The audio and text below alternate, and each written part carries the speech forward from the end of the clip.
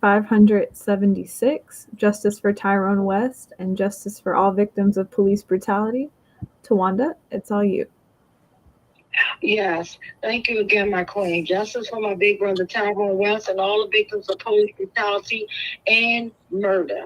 And that's what I always say in murder, because at the end of the day, it doesn't matter if your loved one unfortunately was killed, executed by a killer cop or by someone in the community. It's a horrible thing that forever leaves you impacted and torn up, and you're never the same. So we're going to do what we normally do. We're going to play the video. But tonight, unfortunately, I am honored to have two beautiful queens on here. But I'm sorry from under these circumstances. Tonight, I have my beautiful sister, Gonzalez.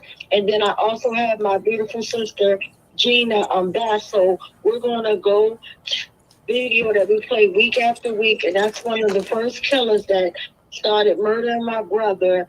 Some accounts of other victims that he assaulted, that we are aware of. And it's raw video footage. It's nothing made up, nothing put together. So we ask you guys to watch, share, and like, and we will be back with our guests. Mic check. Mic check. Mic check.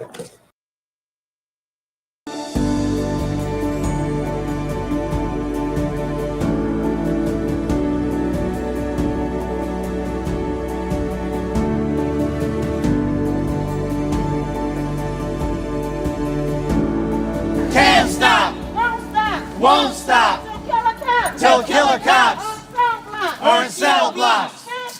Can't stop. The following video portrays an incident of assault and violence at the hands of police. Viewer discretion is advised. I suggest you back the fuck up. No.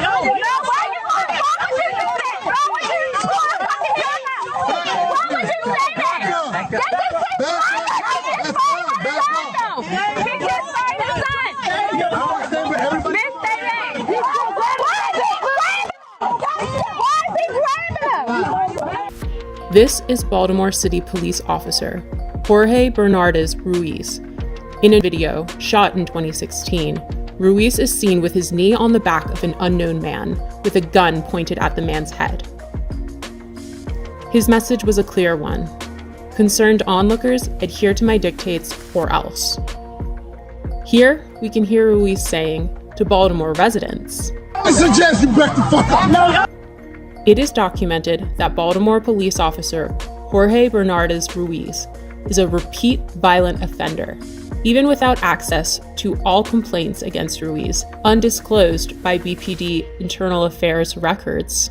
6 cases involving Ruiz are known. This video will briefly highlight 6 total cases beginning in July of 2013. Case 1, Abdul Salam, July 1st, 2013. Here, Salam is seen victoriously smiling in celebration after the jury found Ruiz and 2 other cops liable for brutality against him. However, because the trial was civil, not criminal, Ruiz was not fired and he did not go to jail. Police profiled me. They followed me in the back of my house, harassing me. Police proceeded to violently and hostilely approach my van with me and my son in it. As I announced, this was my home, guns drawn. Once they reached my vehicle, they violently pulled me out, ramshacked my vehicle with my 3-year-old son strapped in his car seat, threw me against the gate, slammed me repeatedly.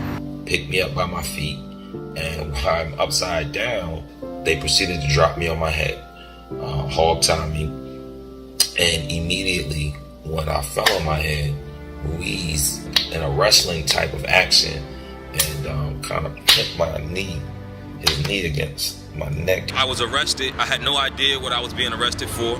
My son is scarred to this day. He remembers the incident as it happened yesterday. When he talks about it, he always refers to Daddy being on the floor with police yesterday. Case 2, Darrell Harris, profiled, as seen in this video, July 17th, 2013. Yeah, I said, what's wrong with it? Improper way with it. There's no such thing as an improper way. You gonna tell me my job, bro? I know the law. Are you gonna tell me the law? I know the law. You gonna tell me the law? I know the law. What's the problem? You giving me a ticket?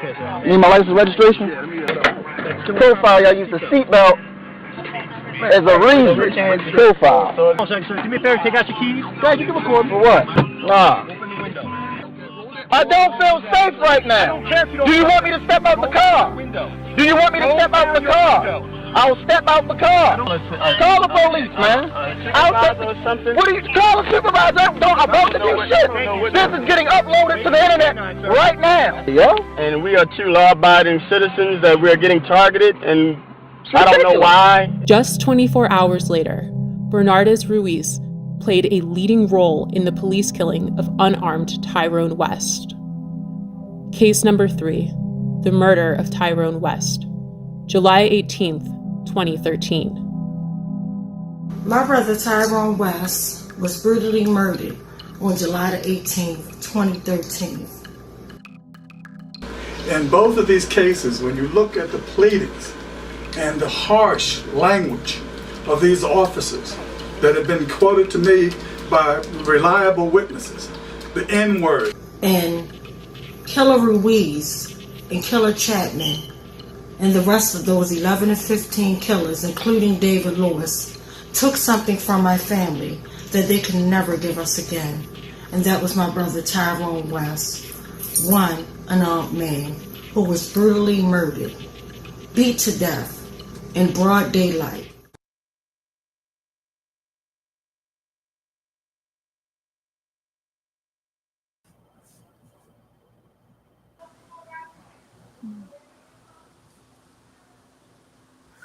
Tawanda, you're on.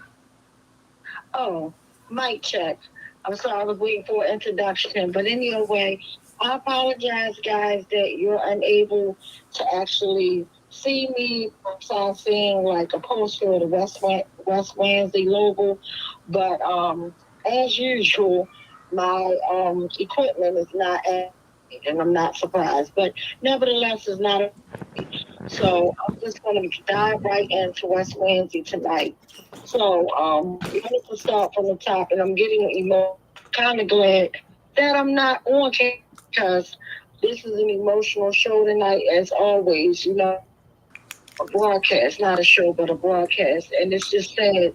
So we all knew what happened last year, and in case you didn't know, it was, and this is in Baltimore, and I call it Slam Day Massacre, where you had 3 shot and 2 slain. And it's just so sad that I would have to meet a beautiful mother, Miss Krystal, or should I say Krystal, her beautiful, beautiful daughter, It's just so sad, beautiful Aaliyah. And it's just sad to go through the things that we're going through. I first saw and heard about it. When I saw it on the news, I went into shock. And I'm like, you got to be kidding me. Something that happens, people get turned to a big nightmare, and then you have 2 people murdered, Aaliyah and another, and I apologize, I don't have his name. But nevertheless, I seen Krystal on the news. It was so heartbreaking and devastating to me. And for me to know that, and I never lost a child, and God forbid that I ever do, but for me literally to lose my big brother, and I remember the feeling I got when I saw it on the news, like seeing my brother's body on the gurney. Oh my God, it took the whole life out of me. Like literally, I died with my brother on July the 18th, 2013, and I was reborn. And this is the new Tawanda Jones. And then also I have my beautiful sister, Gina, who literally was on, you know, she's always on here. And we were talking to your Massey about a couple of weeks ago, and she was just on here like 2 weeks ago. But she lost her beautiful daughter, India, someone who fought for America, who just had a baby, a mother, all that. But I'm going to let them tell their own stories, their life, and you know, it's all about them. So I'm going to bring my sister on, Krystal, first, and after her, Gina will be up, and Gina, if you want to talk as she's talking, you guys can talk together. But the reason why I two queens together, it's just like I felt like God chose me in this. Like, this is not West Coalition. Wanda Jones, me as a believer, and me as a spiritual woman. And when I met my sister Gina, and when I heard her tears, it broke my heart. It broke my heart. Like, listen to it, and it was the same pain that I hear any mother talking about child, but it just was something about both of these beautiful queens, and I don't know what about their spirits that just like, oh my God, like I felt like I definitely needed to put both of these two queens together. So I'm going to bring my sister Krystal on. Krystal, so we always say mic check, the way that Mic we check. someone Mic on, check. and we are heard and things of that nature. So to be literally fighting for 576 weeks, talking about myself, 4,032 days. That's a long time to be fighting for anything and meeting families that are in this. I said it's not always about, oh, if your loved one was killed by an officer, which is horrible. Any murder is horrible. So again, Krystal, I'm so sorry again, and I'm wrapping my arms around you now, sending you love through the airways, love, prayers, and everything that you need. The floor is all yours, my queen. Mic check. Mic check. Mic check. Mic check. Mic check. Oh, good.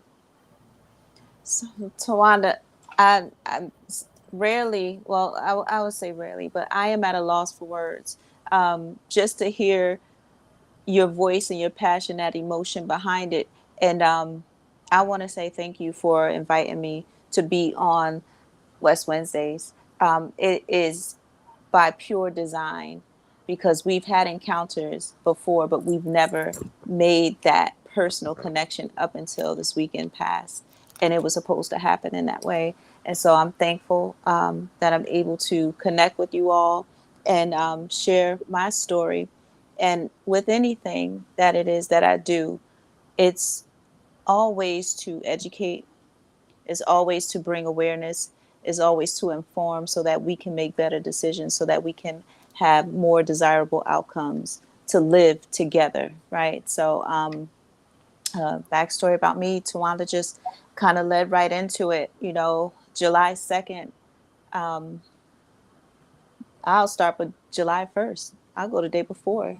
Regular day, normal, nothing out of the ordinary, boring old me, boring old family. I go to work, I come home, I take care of my family. Same deal. My 18-year-old daughter just graduated high school 3 weeks ago. We had a graduation party for her.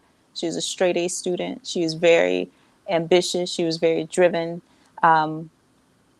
She loved her plants. I have tons of plants in my home, and she adopted that and became a plant lady herself.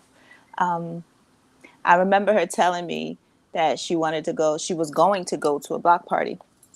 And I am originally from New Jersey. And when we moved to Maryland, we lived in Laurel.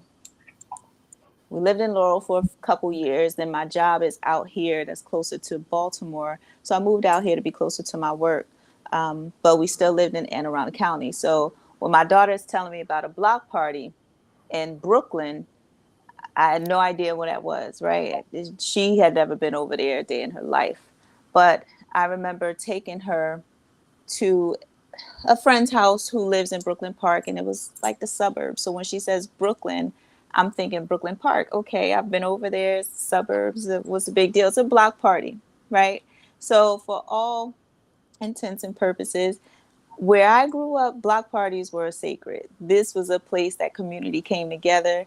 There's DJs, there's food, there's older people, younger people, there's games. There's so much fun happening here at the block party, right? So I'm like, okay, my baby's going out. She's going to have a good time. Nice. Not a second thought. Go to sleep like normal. Me and my husband. I wake up to my husband screaming so loudly. I've never heard him. First of all, he doesn't scream. That's one. But hearing the word no, just like belting out of his mouth, it jolted me out of my sleep. And you know how you get that, your heart is racing, you don't know what's going on, but he's immediately saying Aaliyah was shot. And okay, I know I'm just waking up, but that sounds foreign.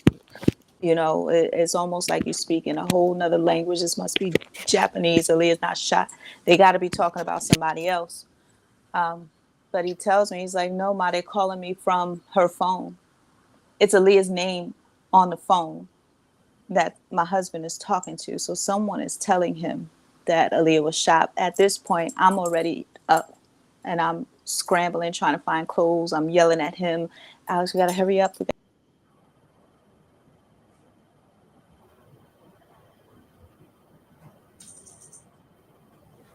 Am I still? Yes, I can hear you. It's frozen Okay. for a while. It says, and yeah, it just told me connection was lost. So we jump in my car and I drive as quickly to Brooklyn as I possibly can. It's the longest 15-minute ride I've ever had in my life. This person is telling me words and I can hear them on my Bluetooth in the car, but I'm not registering what they're saying, even though they're saying it to my husband. They're saying it very clear. We get on the scene and there is police tape everywhere. There's tons of traffic, tons of activity. There's a sea of ambulances. I've never seen so many ambulances in my life, and I work for a hospital. I've never seen so many ambulances in one place. And so I'm yelling at the EMT. I'm just trying to find out more information. I'm like, is she in there? Is she in there? They told me my daughter is here. He's closing his cab and he's telling me, everybody's going to Harbor Hospital. Go to Harbor Hospital. Okay. So we jump in my car and we got to get to Harbor Hospital as quickly as we can. And I'll be 100% honest with you. The time I drove to Brooklyn and the time I went to Harbor Hospital, I'm running every light. I'm running every stop sign. I'm beeping my horn. I'm trying to get to my baby as quickly as I possibly can. We get to Harbor Hospital, and sure enough, it was complete chaos. There was so many people out there, so many young people out there. There were people crying. There were people in the waiting room. There were people all over, just frantic. And my husband is at the desk, and he's asking for Aaliyah Gonzalez. And I'm hysterical. I'm trying to reach family members because I left my other daughter and my son home. And by my husband and I jumping up and trying to leave, we couldn't really explain to them what happened. I couldn't even utter the words what happened to Aaliyah because that's their big sister, right? So I'm telling them, I have to go get Aaliyah. I have to go get Aaliyah. And I just dart out the door. So while we're at the hospital, my husband's trying to get information at the front desk. And I'm calling my aunt to go home to check on my babies at home. And I'm telling her, Kat, they said Aaliyah was shot, but I know they're lying. They must be talking about somebody else. It can't be Aaliyah. And she could barely make out what I'm saying. It's 1 o'clock in the morning. So she's like, Krystal, like, shut up. And I'm like, I'm hysterical. Finally, the person at the front desk is telling my husband, Aaliyah's not here. And I'm saying she's got to be here because they told us that she would be here. Everybody's coming here.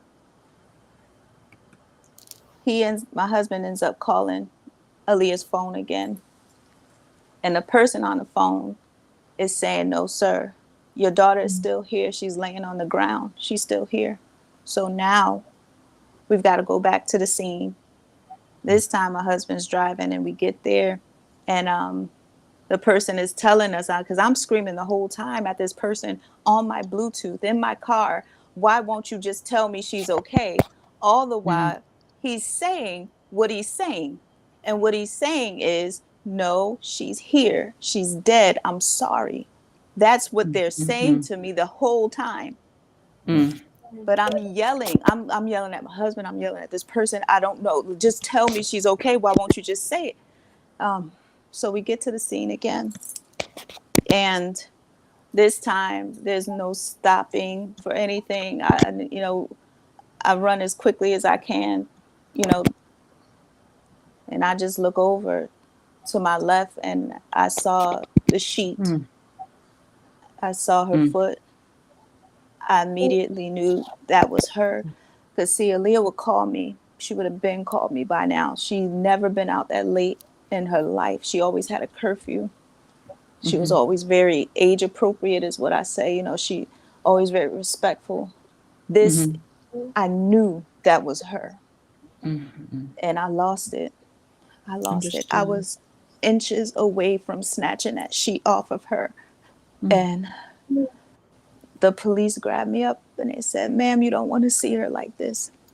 And I'm yelling at them like, "You don't know, like I need her. I need her. I need to see her."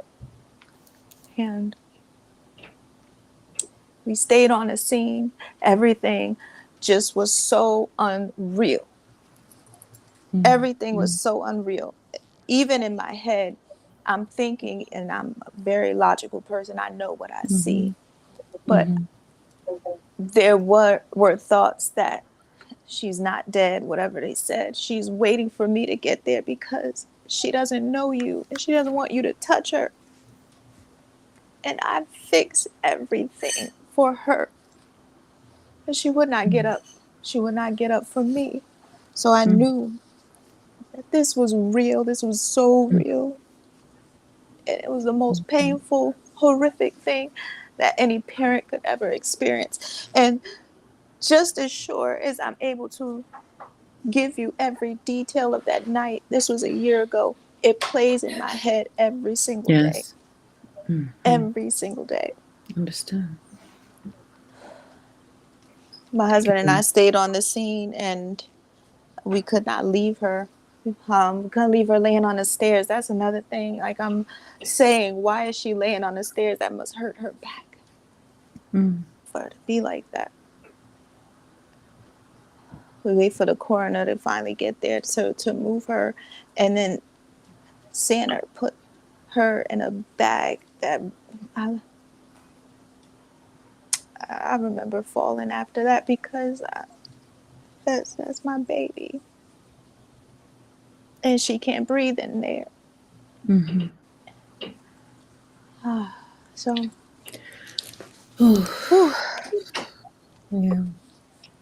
Yeah.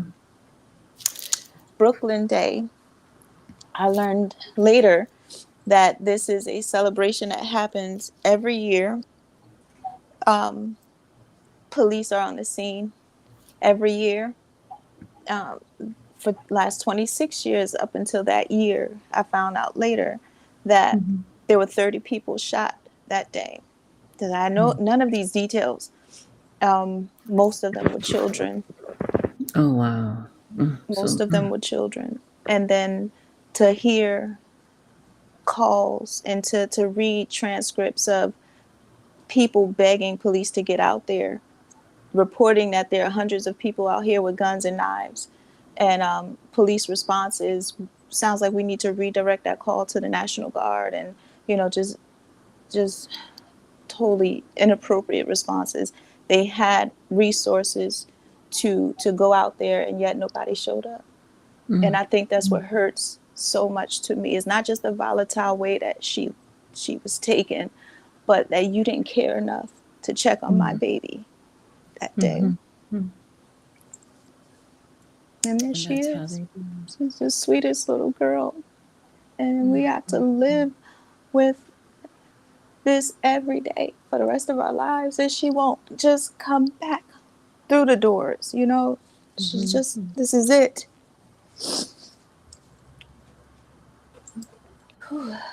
It's the worst. Sorry, I need a break, guys. Yes, it's the worst.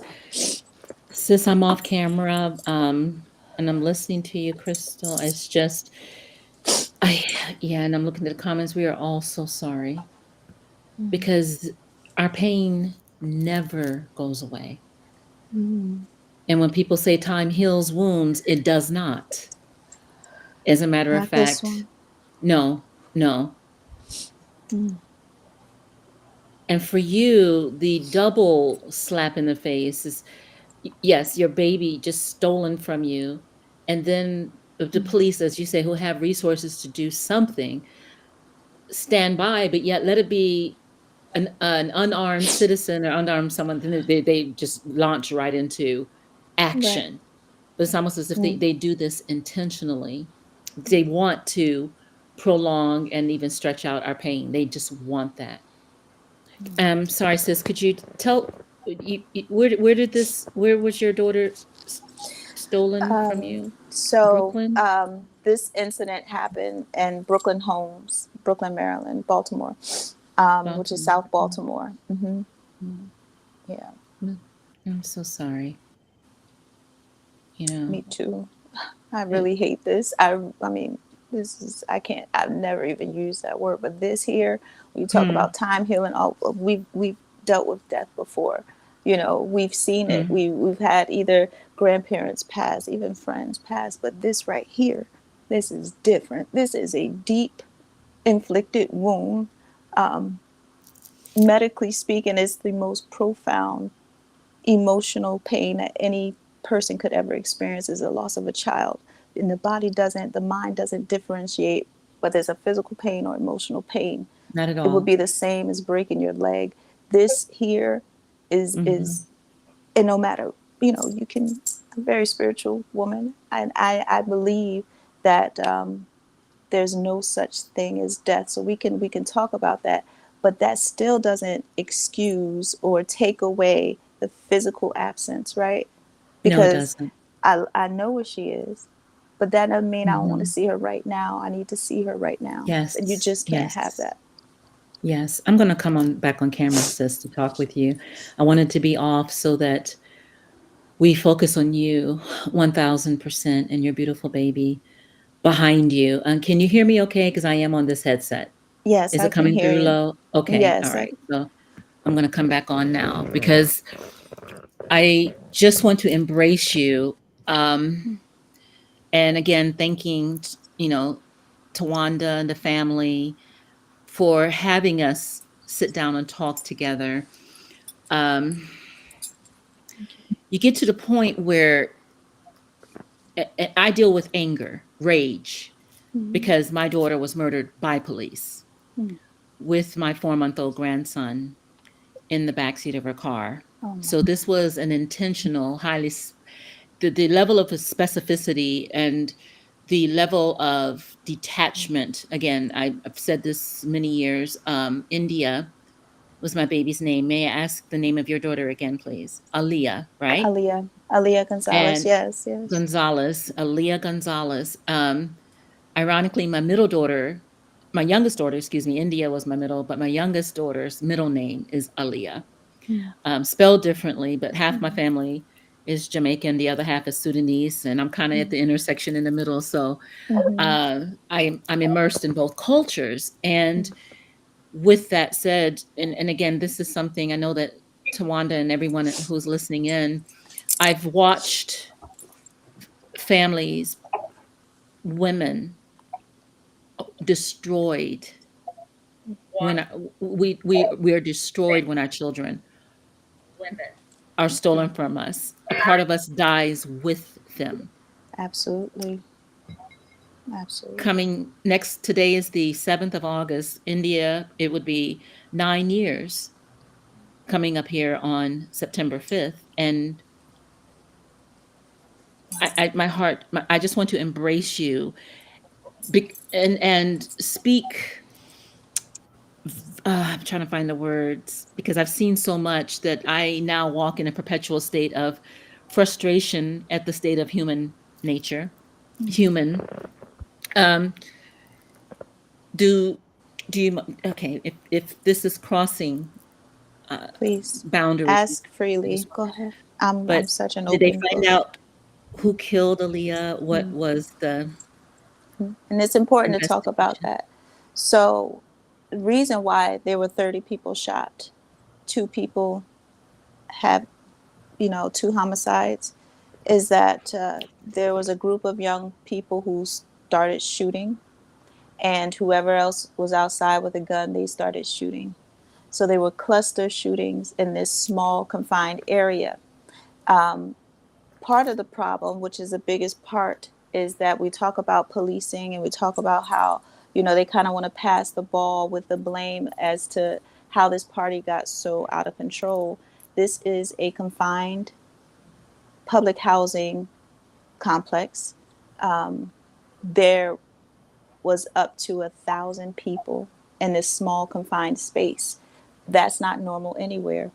It wouldn't happen in Glen Burnie. It wouldn't happen in Laurel. It wouldn't happen in some of the other affluent parts of Baltimore. It would never happen there. And yet, when you go into this area of Baltimore where it's severely impoverished, severely underfunded, severely overlooked and underserved, this is the kind of activity that can happen here, because there's, even with the helicopter going up there and looking down at all these people and reporting back that everything looks fine. Well, that's not fine. What's your fine? Let them take each other out. Let this happen here. They'll take care of itself. And that's pretty much how the night played out. So to your question, there are 5 people in custody right now. 5 people are not, none of them are being held responsible or charged with in either the homicide. So there's Kylie's Fagbemi and Aaliyah. Those are the 2. He was 20 years old. Aaliyah was 18. They are being charged with possession of a firearm. They're being charged with attempted murder because they were on camera shooting into a crowd, and their actions caused a riot. That's another charge. So they've got all these charges. None of them are being charged with homicide. And the reason being is that there were a whole bunch of shell casings, a whole bunch of projectiles, 30 different DNA profiles. Now, if they were to weed through all of that, which we don't have a determined, set time frame, then charges can get upgraded, or if they find someone who was responsible for either one of the homicides, the charges can be upgraded, or the person will be charged appropriately. But no, there's still no. Is Aaliyah your only baby? No, I have 4 you don't children. Have to, okay. And no doubt, the heart of a mother. India was 27 when she was murdered by Virginia Beach police, and Roman was 4 months old, and Evan was 4 years old. But my youngest daughter, Summer, and her Summer Aliyah is her name, I watch her suffer as well, because India did nothing wrong. The one thing that the police, and I want to address what you were saying, and then that they will do one of 2 things: aggressively pursue to instigate violence with innocent people, pretexting, or if they see something that they know is something they need to intervene, they choose not to. That's one of the first comments that my husband and I got when we were on the scene that night after discovery and all this. The very first comment that we got from police officer is, "We just found out about this earlier today." And I said to my husband, "They are lying. They're lying. Why were you so compelled to tell me that?" Because that's the first thing that you do, is you try to cover yourself. And you mean to tell me, with over 1,000 people who are there, because people are coming out in and out with social media, with word of mouth, they have better intel than Baltimore Police Department. That's what you want us to believe, but But the corruption is so rampant in Baltimore, and I'm trying to couch my question and phrase it carefully, because there are things that I can speak to you woman to woman, and the women who are listening. Tawanda's listening. She's fighting relentlessly for her brother. And I so admire the energy that she does with West Wednesday, and nonstop, hasn't skipped a beat. I haven't been able to do that because I crumbled. The psyche's fractured. The rage I have when people say this to me, this phrase, God knew Mm-hmm. what was going on, and she's in a better place. Those types of things that you've. And I've been watching, and I'm curious to get your feedback as a broken mother as well. When we endure, or we're forced to live It's forced to with live the here without them. with the murder of our daughters. One of my best friends, her only daughter, her name is Nardine Jeffries, and her only daughter was 16 years old Yeah. when she was killed in DC, just gunned down. I don't. I know with a certainty that people do not understand what we go through. It's only been 1 year for you, and I'm looking at you poised in your strength, in your divinity, in your tremendous beauty, and I'm seeing what emanates in from inwardly, and it's emanating outward. But I'm also seeing Aaliyah, your baby. If like in my phone, I still have India's phone number, and every so often I do call it. A guy has it, but I'm saying that there are things I want to know. How are you managing? And again, if it's you don't want to disclose a lot personally, we'll talk offline. But I think it's important that people really realize that when there is community lateral violence, and this was a conversation that me and Nardine were having just last week, that it's frustrating. And again, I wish she was on this call because it's one that we would definitely need to talk about, is that her frustration is it seems like when people are killed by the police, those names are amplified. And yet when it's community, and I don't even want to call that proximity violence, I'm trying to think of another name, that you don't hear about it as much. It doesn't make the pain any less, but a murderer is a murderer is a murderer. And we didn't see it different. I told her it's completely different. We choose not to agree on this topic because my argument to her was, or shall I say my stance was, the police are entrusted to have a uniform on to protect. Can you hear me? I can hear you. Yeah. Okay, went out for a moment. All right. And yet we as parents feel like, I know I felt that I let India down in the sense that, could I have intervened and had her not drive to Virginia? And so I've gotten to the place now where asking a lot of these questions are futile. Futile. It's not going to bring my daughter back. What I want is justice for her. No doubt you want the same for Aaliyah. So is the question, do I want justice for Aaliyah? No, I'm saying no doubt you do, because I was wondering if they caught her killers are behind bars. So I have a very different stance when it comes to justice, and is not a popular stance, and I'm fine with that because at the end of the day, I've got to deal with me internally. And what I will say to that is there's nothing, absolutely nothing, that the criminal justice system can do to that person that will amount to the life that was lost. That's not justice for me. Focusing on how those boys will live the rest of their life, that's not justice for me. I can't live there, because no matter what, they still get to see their parents. They still get, none of that will bring Aaliyah back. And I'll tell you this now, their justice has already been handed down to them from the moment that they pulled the trigger. I'm going to tell you the way, the lifestyle that they live, it all comes back, and I can't do anything about that. It will tear me up every day. And I see this, and I'm only, like you mentioned, a year in.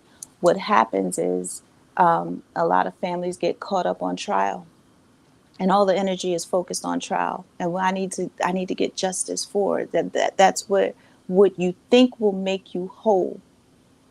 But what we're seeing is at trial, you may not get the result that you want. Uncle Bill, can you hear me? You may not get the justice that you want. And then when the trial is over, people are falling into a deep depression because all of the energy was focused there. So now the trial is over, what do you do? So to your question, what I would say is my justice lies in honoring the life and legacy of my daughter, creating foundations, creating scholarships, creating buildings, creating things in Aaliyah's name to allow her to continue. And that's where my justice lies. You know, they can't take from me what doesn't belong to them. Ooh, sis. Now that is profound. Because I will, okay. Thank you. I want me, okay, another unpopular. I want the murderers of India to suffer. Yeah. I want their mothers to cry the way I've cried. I want them to have no peace ever, because it was the entire SWAT team that murdered my daughter. They saw her for 3 hours. They had eyes on her for 3 hours. So, Tawanda, you want to come in? Because we're talking now, but I know. Yes, Tawanda would like to come in for a moment because there's been a problem with the broadcast. Go ahead, Tawanda. I'm sorry, ladies, to interrupt y'all, but Facebook is playing a lot of games. Like, we're still going live because I'm watching you beautiful queens on the YouTube. That's going live. But for some odd reason, they shut my Facebook page down for Tyrone West, and they're playing a lot of games tonight, like, literally. And, like, one of my others, when we were going to try to do, it was a reason I'll share it with you. And they said I was doing something violent. Like, they're really playing, like it's just saying, like, because it's too powerful and, like, they can't handle it. That's why they started with me being blocked to where so I can't even get on and see you guys from my end, but I still see you through YouTube, and I'm able to still get on it. So let me read what they said really quick to you guys, and then we can either try to, go back on or whatever. But they said that we removed your video, and then it said CY, and it said we removed your. It said it looked like you shared or sent something that could be that could encourage violence and lead to risk of physical harm or direct threat to public safety. Like, what? See, like, the insanity. And the sad part, Sister Gina, you know our sister Elaine that's in DC. That's in DC. They're not in DC. I'm sorry. And oh my God, Washington. What is it? Washington State. And if she just won Justice Ray's case, they just blocked her off of Facebook today. Like, she literally sent me a message today and said, "Oh my goodness, sister, I'm feeling so sad. Someone hacked my account." She can't, mind you, her son's case had just won. She just won her son's case and everything, and now she can't even access none of her social media. And I'm like, I know it. I hate to sound like a conspiracy theory person, but it is what it is. If it quacks like a duck, it's a goddamn duck. And right now they're playing games, and I really feel some type of way. But I want everybody to listen to me on YouTube that we are being controlled by the government, who are responsible for the deaths of our loved ones. And they don't, and we're just talking, we're just having an open conversation, and this is the backlash that we get. No one's in violence. You're just talking elegantly about what happened to your baby. I talk, like, this is ridiculous. Like, they have literally right now demonized us for doing the most American thing, and that's freedom of speech, speaking out about the atrocities that are happening to us. This is like, and then it's weird because I have an ex-police officer, and his case is dead. So I think that they're strategically picking off folks that are doing a lot. But I screenshotted his, and I'm gonna share what his case said. And his name is Garland. He's been on WestWednesday before, and he's an ex-police officer. He talks about how he had to get out the racist system, and he's talking about abolishing the police department. He's really powerful, but his name is Garland, and literally they just let me tell you what he said because I screenshot and I'm sorry. But so Garland thing says Facebook has put my account on urban censorship. What in the world is urban censorship? What's that?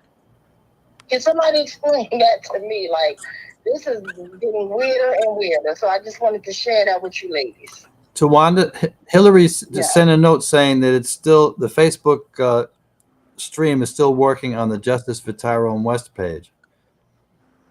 Okay. But why did they take it off my page? Like, literally, I know random people go to Justice for Tyrone West, but everybody follows me on my Tawanda. But they'll show me a sub, or they'll show me taking a morning pic. But when I'm talking about accountability, they want to block me. I'm like, this is ridiculous. And Rachel, so real quick, I want to see, and I don't care at this point, I'll take the gamble and I'm trying to block my page. I don't care. But see if you can reconnect us back to Facebook, or would you have to stop this? Because I don't want to stop this by any chance to play with Facebook. So if you have to stop this screen to actually do it, then I'll say forget it. We can just keep on rolling. But if there's any way that you can try to see if you can connect us back on Facebook, is there any way that you can do that without blocking what we're doing now?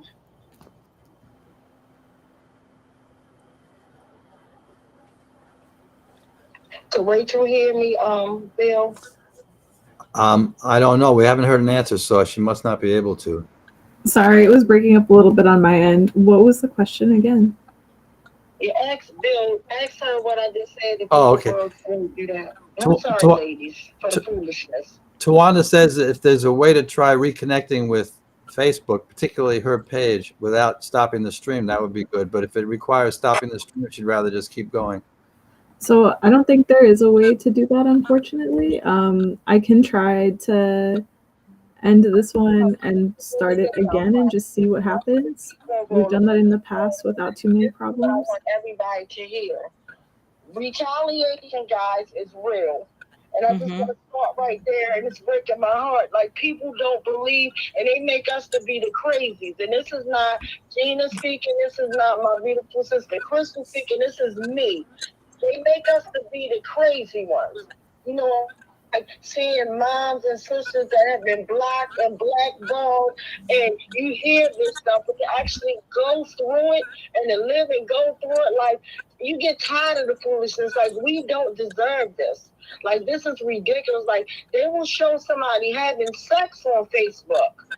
Literally, you got girls showing their whole butt cheeks, everything, and they don't get blocked worth nothing. But when you talk about something that's hurting our families, that's breaking our hearts, they want to block us off. Like, this is ridiculous. So I need everybody to actually listen and share this, and we have to get our own everything right now, like our own social media. This is ridiculous. They cannot play with us like this. This is very disrespectful, and it's ridiculous. But it's not going to stop. Like, I don't care if they block me till the cows come home. They can wipe my whole account out. But what they won't do is wipe this.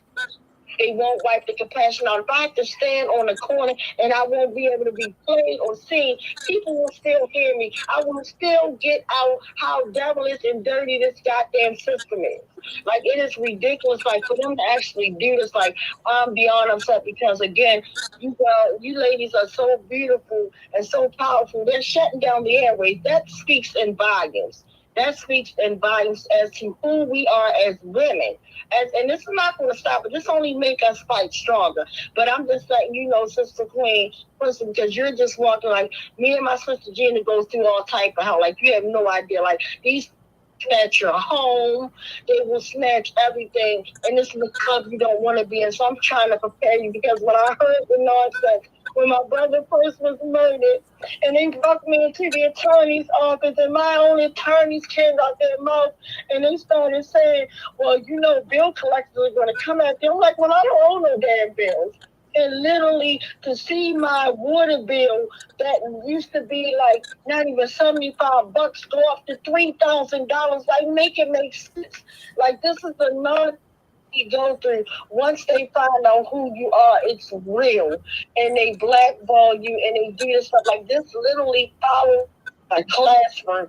I literally 2 years ago got demoted at my job, but I wasn't caring about anything. My thing was to my boss. She said, "Because you're doing West Wednesday, this, that, and the third, but and you're a lead teacher, but I'm just going to put you on support staff." I had to go through this foolishness after my car tires got slashed. After I was literally, like damn near could have been killed if I would have got my car, and I sent somebody to go move my car after Abdul Salam, one of the victims, won his case, and I was there to support him. But I got kicked out of my classroom at work for doing West Wednesday, and literally by the grace of God, I'm like, well, long as y'all don't cut my money, is my money being demoted? That's all I wanted to know. Is my dollars? I don't give a damn about it. So I kid because I didn't deserve that. But the thing is, and I'm saying this to you, Queen, I'm not trying to scare you. Just keep on fighting. Truth and power. Don't let nothing stop you. And I know you will, because what you were saying and saying to me is real. But I just want to let you know, keep on fighting no matter what. They're going to play these games with you. This stuff will snatch you out of a relationship. Ended a 12-year relationship with somebody who I thought I was going to marry, but none of that's going to stop me from doing West Wednesday. You hear me? None of that. None of that. So I just want to tell you that, ladies, it's real. Please be careful. These people are crazy. Like, you're just trying to educate people. You came from real positive. Nobody was negative. Nobody threatened violence. We didn't say do anything violent. We're not violent people. I've never, in the whole 576 weeks, never ever attacked anyone, never ever lied on anyone, never ever. But I done been lied on, my name, everything. Like, y'all have no idea that when you come and you stand up for your dead loved one, that the government murdered and the corruption than a murder. Like, we think seeing our babies laying there dead and all that. No, the cover up is far worse. The stuff that we go through is far worse, but it will never stop us. So I don't give a damn about Facebook. You can shut my page down. You can shut all it down, but you will never stop me. And God forbid, if you do something to me and I come back and haunt the hell out you, I'm going to haunt the hell out of every last one of y'all. It will not stop. So I just wanted to share that. And I'm sorry if I have an emotional breakdown, but this is ridiculous. So I'm passing it back to you, ladies. Mic check. This is Uncle Bill. Just before we pass the mic back, two things. One is I wanted to point out, in my judgment, to be attacked by the enemy is a good thing. It shows you're doing something right. And secondly, I want to let you know Hillary tried to share the live stream from her page, which I guess came from the Justice for Tyrone West page, back to your page, but it wouldn't let her do that.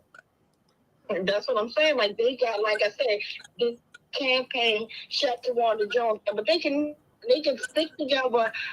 The plan and plot their next move. It's not going to work. Like, they be playing with my cameras all around my house, even the ones they access to literally shuts down when they block out stuff. They literally destroy property. They're so petty, they knock flowers over. Like, I'm not making this stuff up. I don't use drugs. I don't smoke. I don't drink. I'm a born lady. Like my sister was saying, like, I go to church. I teach little kids, preschoolers. Like, what in the hell are you targeting me for? Like, this is ridiculous. But again, it's not going to stop me. It's going to make me go even further. Like, this is ridiculous. Like, I'm just so upset. Like, I'm literally pacing around my room. Like, I'm on fire right now. I'm so livid because it's uncalled for. But I want to real quick, well, as we pause the conversation, because I see a lot of comments on the board. Can our beautiful queen read the comments real quick? Mic check. Mic check. Yes, starting off with the comments, we have Judah and Hillary saying mic check. Bill said, very glad to be here with our two inspiring guests, Krystal Gonzalez and Gina Best. Adina said mic check. Rachel and Angela said mic check. Markaya said Aaliyah with 3 heart emojis. Adina said so sad. Angela sending love, light, and prayers. Adina sent a crying emoji. Hillary said, my heart goes out to you, Krystal, sending love and light to you and your family. Adina said, oh my God, with 2 broken heart emojis. Descartes said, I'm sorry for your loss. Adina said, Worley lied when he said that they didn't know about the event. They purposely didn't go in there when the calls were coming in hours before the shooting. It's terrible. She continued, it may as well be classified as a police-involved shooting because of their dereliction of duty. How many feet up in the air was the helicopter? In order to ascertain, quote, everything is fine, unquote, you need eyes on the ground. This is ridiculous. The excuses are heinous. Adina continued, the police should be charged as accessory to the 2 deaths and 28 assaults. You better believe that Baltimore Police Department has eyes all over social media for events. That's why they show up everywhere we go to harass us. Judah commented, in awe of both of you and of course Tawanda. Judah continued, I agree with Adina that what happened to Aaliyah must be laid at the feet of the Baltimore Police Department for their intentional failure to intervene, and specifically at the feet of then interim Commissioner Worley. Hey, Ladybug. Adina said, the police are most likely watching because they've had Facebook mess with the live stream. Judah said, folks messing with Tawanda's page are the ones perpetuating violence online and especially in real life. Adina said, YouTube is censoring again. The only violent content is Ruiz. And Adina said, ironic. Mic check.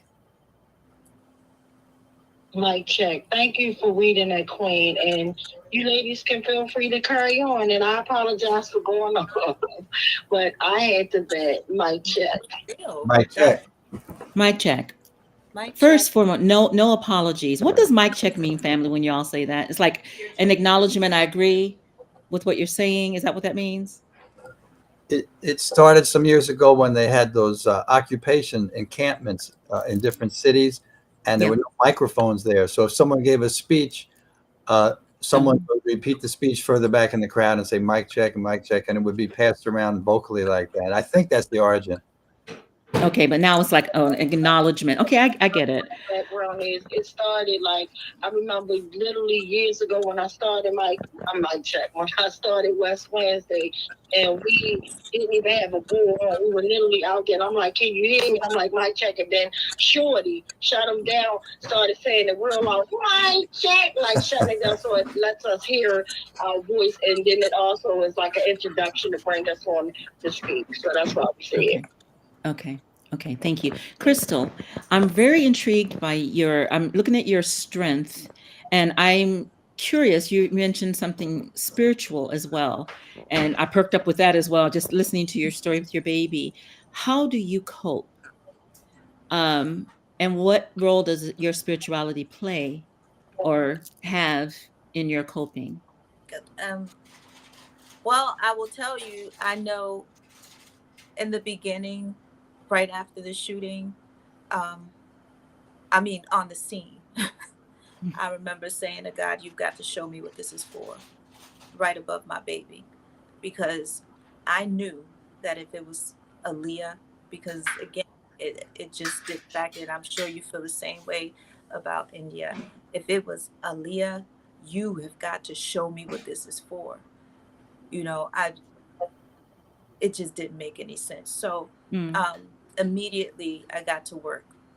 And, they say, you shouldn't really question God, but that's the biggest crap I've ever heard. Yes, nonsense. You don't ask, you don't get answers, right? Yeah. If you don't seek, you can't find. God is never going to show you what you don't want to see. He's never going to take you places you don't want to go. And I needed to find out what this was all for. And so right away, I looked at this in a different way. It couldn't be so surface. It couldn't be just a block party that people were shooting at. This has got to be far bigger, and I've got to figure out why. Because for my baby, and I now consider her a sacrificial lamb, I have to say that. For my baby to be taken in this way, a couple of revelations I got from there. Brooklyn Day, she went there to start to expose a lot of things that need to be exposed. Number one, the overlooked and underfunded communities that are plagued with violence, poverty, crime. Nobody cares, right?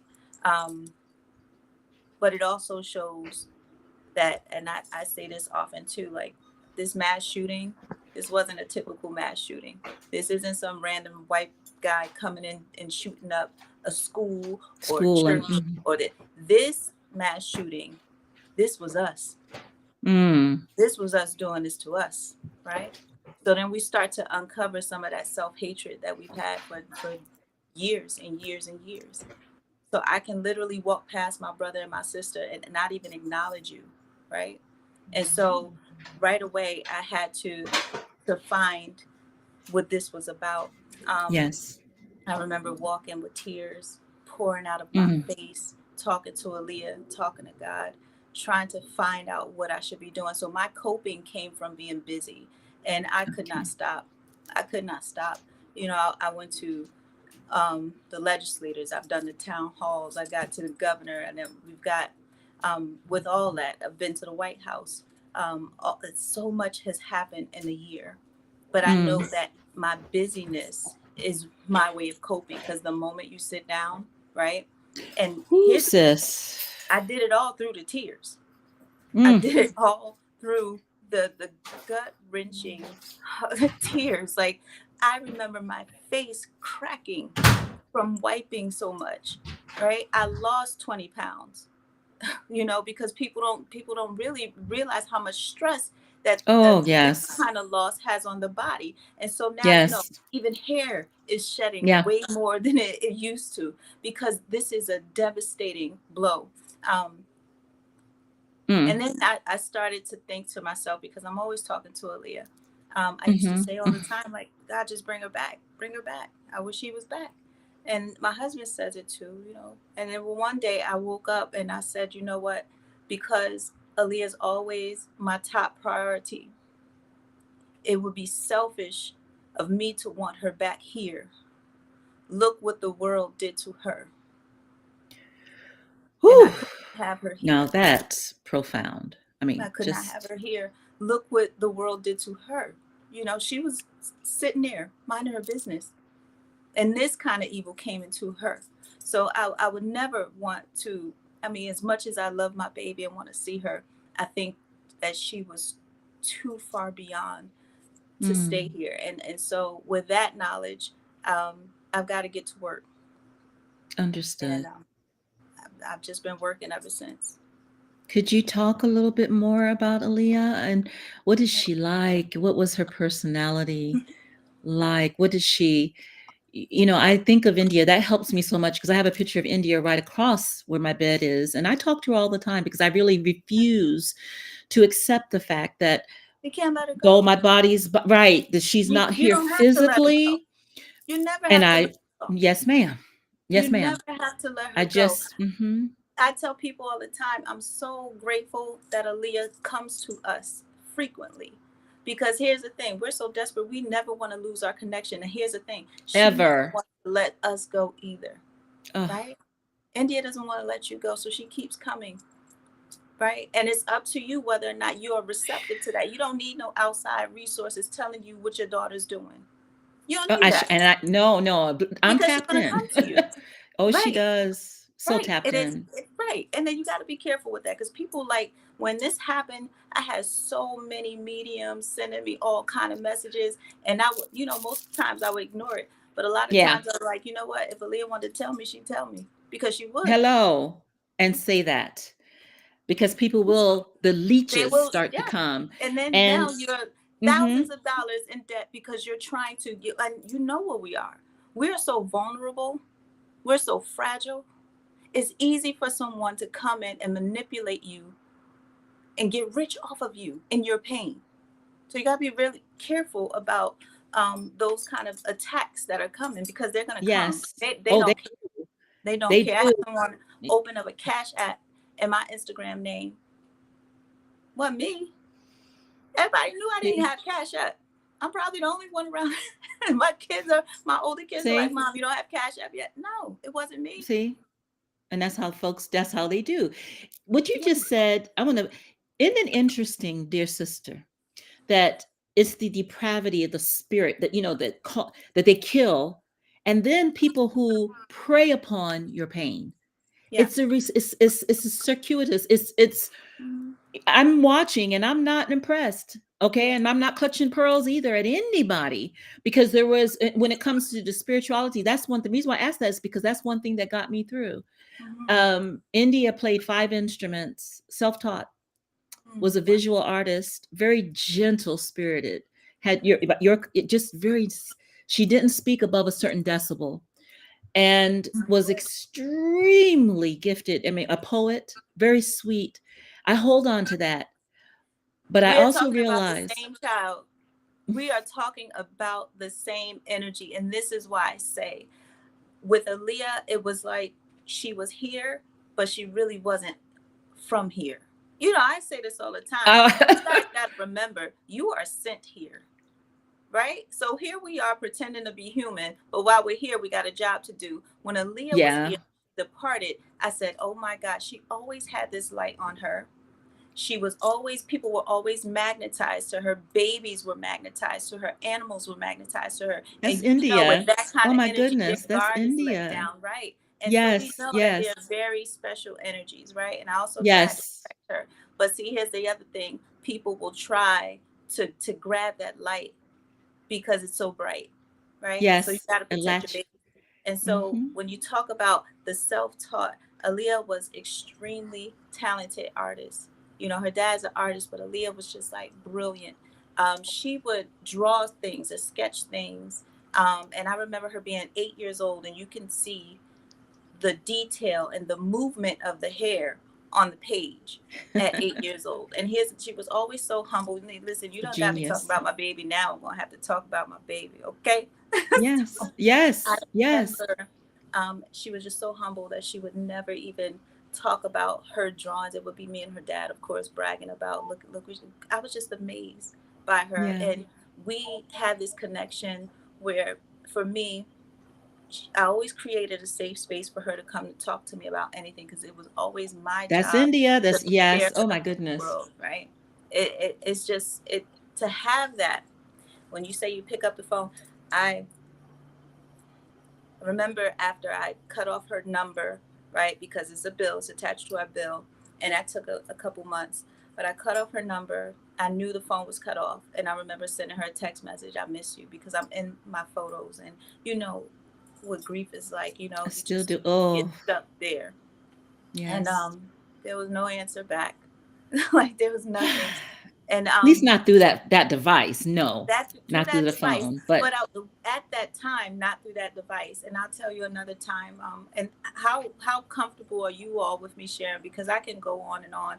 I tell my family that it's so important for us to share our encounters together, because for us, it shows that she is just fine, and she's still very much alive and doing and being and active, right? Because just recent, and I'll share this with you guys, nobody else outside of this house knows this, but I had an encounter with Aaliyah the other day, and we're at this shopping plaza, and we're talking about hair, we're talking about all these things. I had this feeling that we were hanging out all day, like we used to.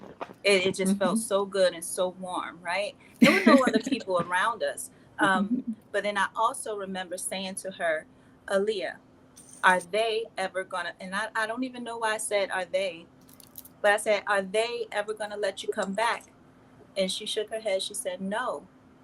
But she said, you can come here anytime you want to, Mom. And I said, all right. Right. Because that's her telling me, like, I know that she can never come back, but yes, I can visit her and she can visit me. And this is what we have now. And so with that being said, I still have to live here. And what am I to do with this here?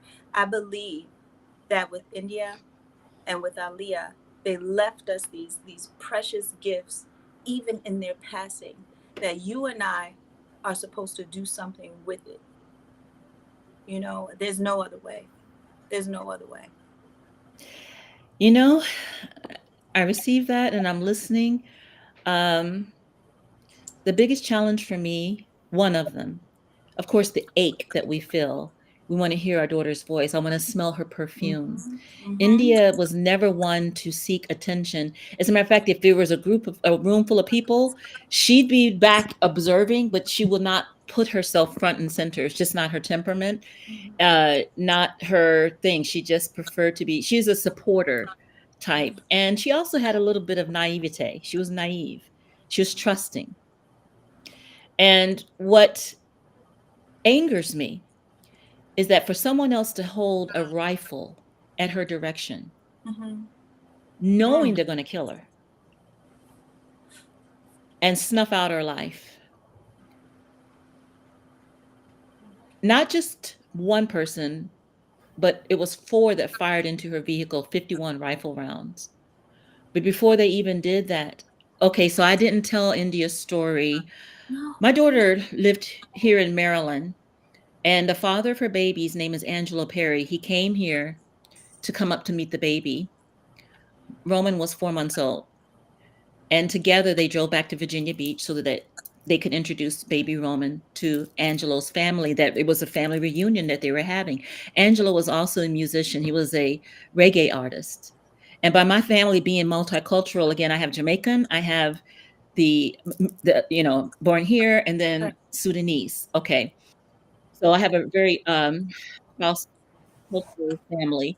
But the thing that attracted India to Angela, and I never met him, was their musicality. They were both musicians. And I know, I mean, she's just played 5 instruments, and he was an artist, a poet himself.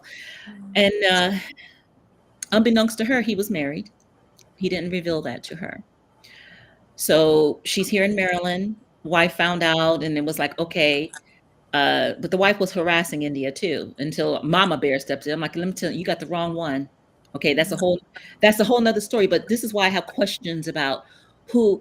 Well, let me get to the part. So they're driving back to Virginia Beach to introduce Roman, and they're going to the family reunion. The police are watching India get in and out of her car, carrying Roman's car seat from house to house. They're watching, again, 3 hours. And I have text from the phone, the text message he sent saying, we're going to be there. We're caught in traffic, And he actually not only spoke in the Jamaican colloquialism, he wrote in it as well. But the police were trailing them for 3 hours. So I had a lot of questions about that, Krystal. Is, well, why did the police even know he was there? How did all that happen? What was going on? Because they're in India's car, an old Cadillac that her grandfather had given her. India didn't get her license until she was 22. So I need to also say that part of her temperament was she had a certain type of timidity. She was just, she was an introvert, an ambivert, but you have to be around her. You understand the for her to open up. Right, I got you. Right. But she was very gentle and very loving to everybody. So we found out that, as she was driving into 7-Eleven, the Virginia Beach SWAT team, now mind you, this is September 5th, the Labor Day weekend, the entire SWAT team is assembled, and they have on battle gear already against an innocent Black woman in a car and her baby and a man.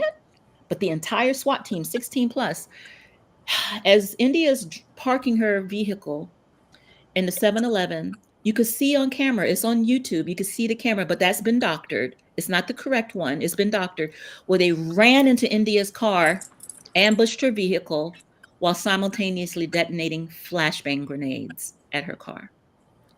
They initiated this attack, detonated flashbang grenades, fully aware an innocent woman's in the car because they were following for 3 hours. Fully aware that they had no arrest warrant, fully aware there's a baby in the car, and fully aware that there are citizens around. This is a 7-Eleven.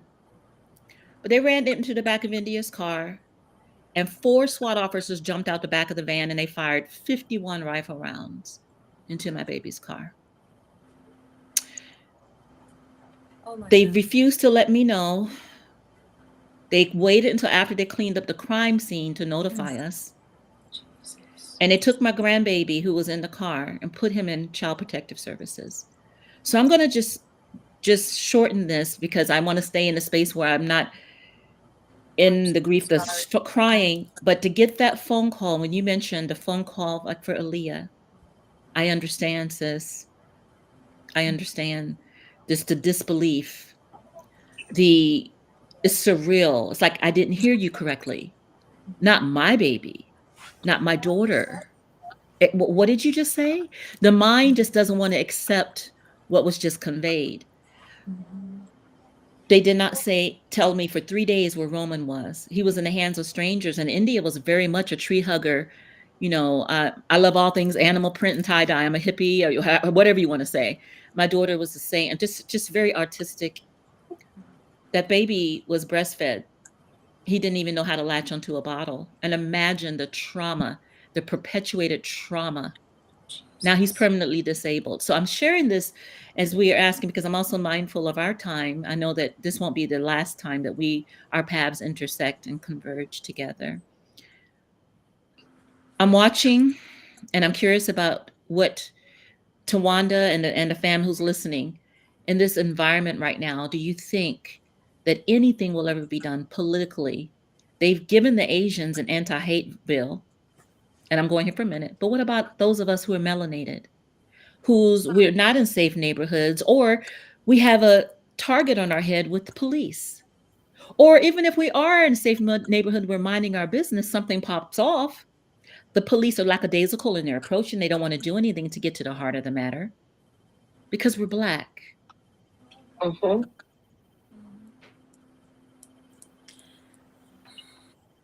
So is there anything politically that can be done? Well, you got a woman who presents as Black. I'm just saying, would you think anything will ever change? I'm so tired and frustrated with all of the empty platitudes, the rhetoric, and people talking about the George Floyd Act, and there are women and men who are being killed every day. Every day, and you have the Sonia Massey as recent as just last month. And they lied about that and told that young woman, yep. You can hear him give the language, but the body camera footage clearly shows something different, Oh, he definitely. He was that man towered over her. And did you see where it came out in the news today?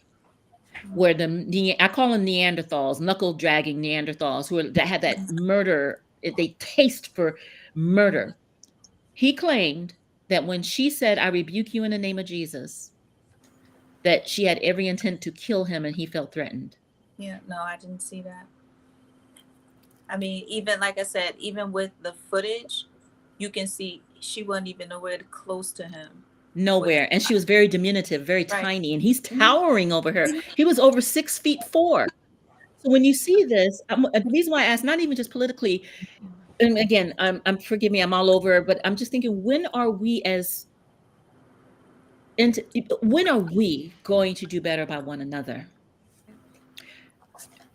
If it's not racism, it's misogyny, it's classism. We really seem when it's to have lost India, and she loved anime, and her friend was Asian, and her best friend was Asian. And I'm just thinking, when you see that, this is a young lady who she doesn't have a racist bone in her body or prejudice bone. I'm gonna say that. Yeah, okay. That's how my girls are. Yeah. Mickey And wants yet, to go to Korea. See? Yes. What'd you say, Nikki or Vicky? Mickey. She's my Mickey. second daughter. And yeah, they don't put themselves in positions like this. So when you say my baby, is really like none of it makes sense. And here's the thing, I don't want anybody to be shot. There was 30 people shot that day. I don't want anybody to be shot. Crazy. But my first thought is, Aaliyah, out of all of these people that were, you hear what I'm saying? Out of all of these people, hundreds of people, how? That's how sad. Lord, you've got to show me what this is for. You know what I struggle with, sister? And Tawanda, and those of you all, I want to ask you all, and I struggle with this because you said Aaliyah out of 30? I struggle with when people say, oh, okay, thank God, God protected. We could even use God protected Trump. I mean, he was saying, that my angels were with me, blah, blah. I mean, he was saying all this, but what about when people don't survive? You mean to say God wasn't protecting them either? I struggle with that because, first of all, who are you calling God? Again, we don't even need to go into detail about that right now. Okay. Because I realize that when you touch the fringes on religion with a lot of people, the knee-jerk reaction is to be defensive versus more inquisitive. Like, okay, let me just ask this, because then you're getting in an area where You can't question God. You said that earlier. But I have gotten to the place where I question every day. Not only do I question God, I question man, I question myself. I question, what was this entire society built upon when all we see is hatred everywhere? I question the government when they're over there killing people in Palestine, and then you can say the people of Israel. I question it all. And I don't clutch my pearls at anyone, because as the mother, it's been 9 years and I hurt the same way now than I did 9 years ago. There has been no cessation of grief.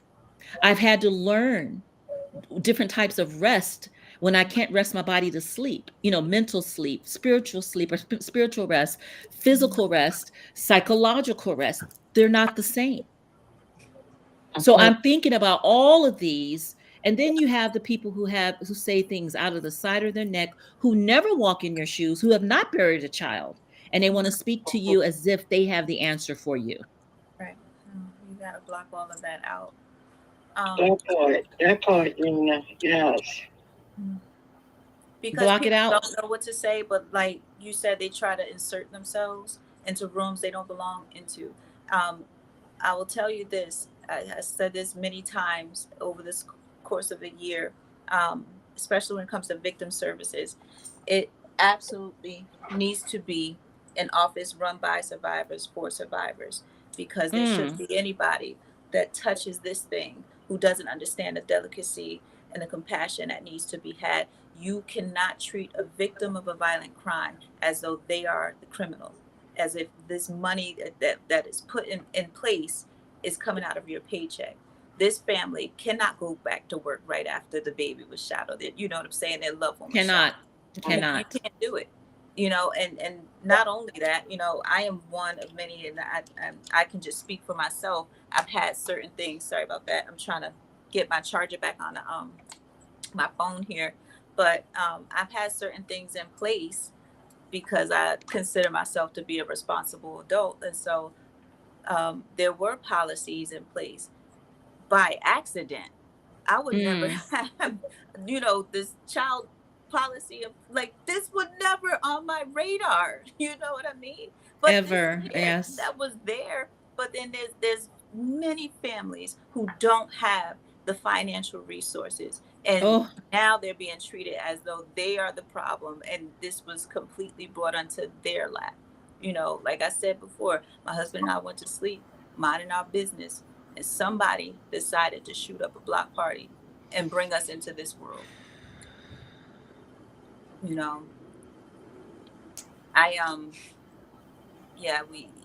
It's a struggle. It's a struggle daily.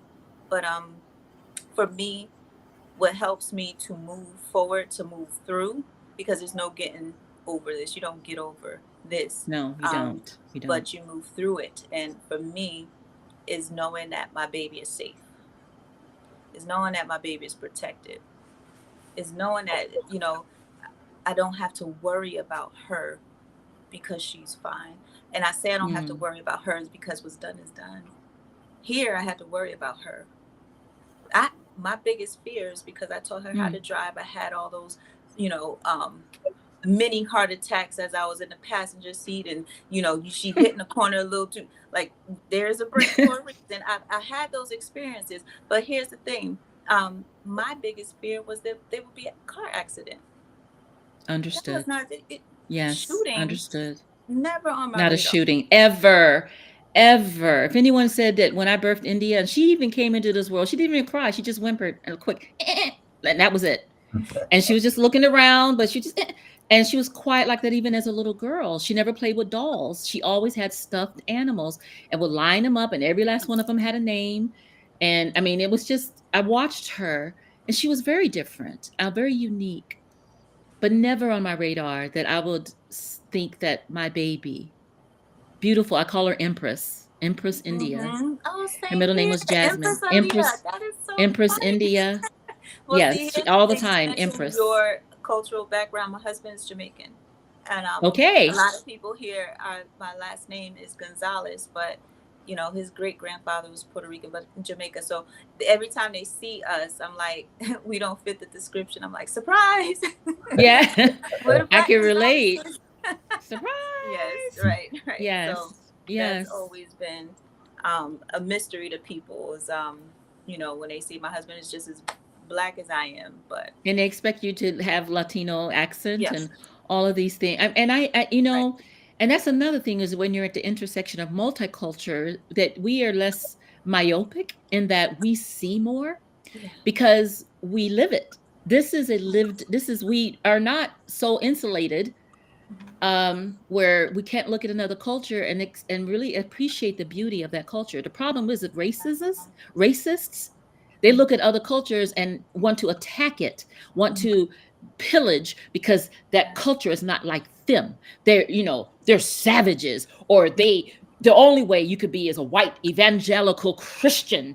Anything else is wrong. And yeah, how dare you say that you support same gender loving people? How dare you say that, now, I mean, they really have morphed everything. They attack that which they really, and I'm going to say this because I really feel it in the pit of my stomach, they fear. absolutely. Whereas just saying, wait a minute, can't we all And that's why they carry invoking? these guns and these assault weapons, and that's why they're in police officers. I say this all the time. Yes. The only scared people carry guns, and that's the ultimate fact. I watched this video. This was my first time watching that 3-minute video in its entirety, because I saw a little bit of it earlier, like I want to say a couple days ago, and it's my first time seeing it in its entirety. But those police officers had these patterns of behavior way before, and yet now they're able to hold up onto a badge. The gentleman, I'm being He's really, not a really gentleman. polite. That monster. I'm being really, really polite, right? Yeah. But yes. my son is right there. So Understood. This guy who shot Sonia Massey, he is documented that he was transferred from one department because of issues that he was displaying there, and yet he's able to transfer and be so there's a lot here to unpack. It Absolutely. really is, sis. And we could talk all day. We really can. There's something also to be said, and I hate to say this, but misery does not love company. But they say that misery loves company. Because I know what it's like to be miserable. And not this type of company, though. This is different from socializing. This is different than when you're interacting with another person and enjoying that. We're sharing our pain because other people decided that they're just going to act. I don't even, words escape me. I use this phrase often, and it stood out to me the most. I mean, we're always having these conversations, and when I was at the White House and I'm convening with mothers from across the country.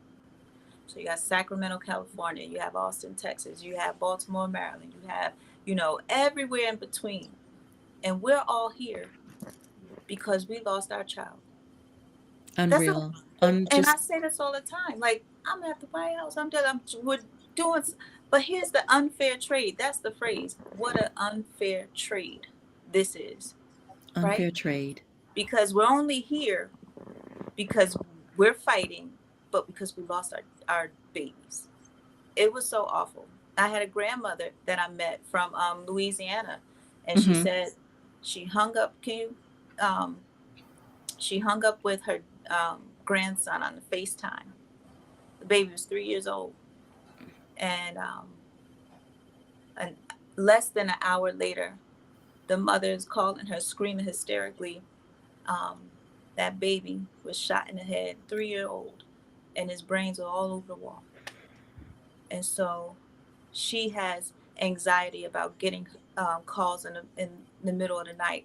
And these are, they're awful, awful images. And, the mother coming in to find her baby. You laid him down to go to sleep.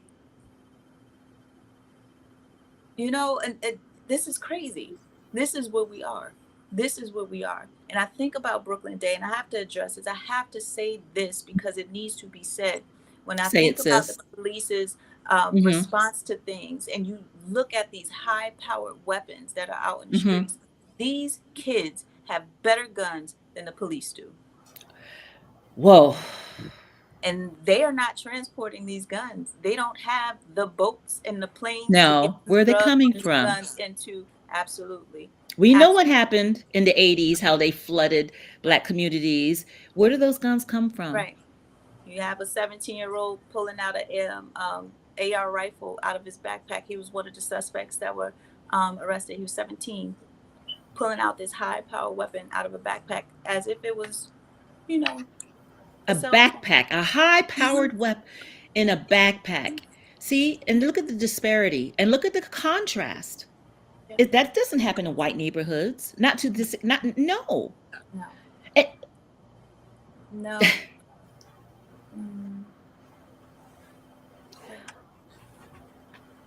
Tawanda? Yes, no, I'm glad you said, like, I'm just like, my mind is just like gone from everything you ladies have shared, and it's just like our sad reality, and it really sucks. But how I see it and what makes me go on is I now, and this is my opinion, but I feel like right now, as beautiful as Earth is, I feel like right now we're in the devil's playground. We're in the devil's playground, and it's just so sad and disgusting that like all this stuff happened, and it makes you so angry that like, and I had to catch my own self because I got caught up in my own emotions when I see a Caucasian family get accountability. And I'm never mad at the victim because the victim did not deserve to be brutally murdered. But it makes me so sad and angry that they'll find the killer within a year.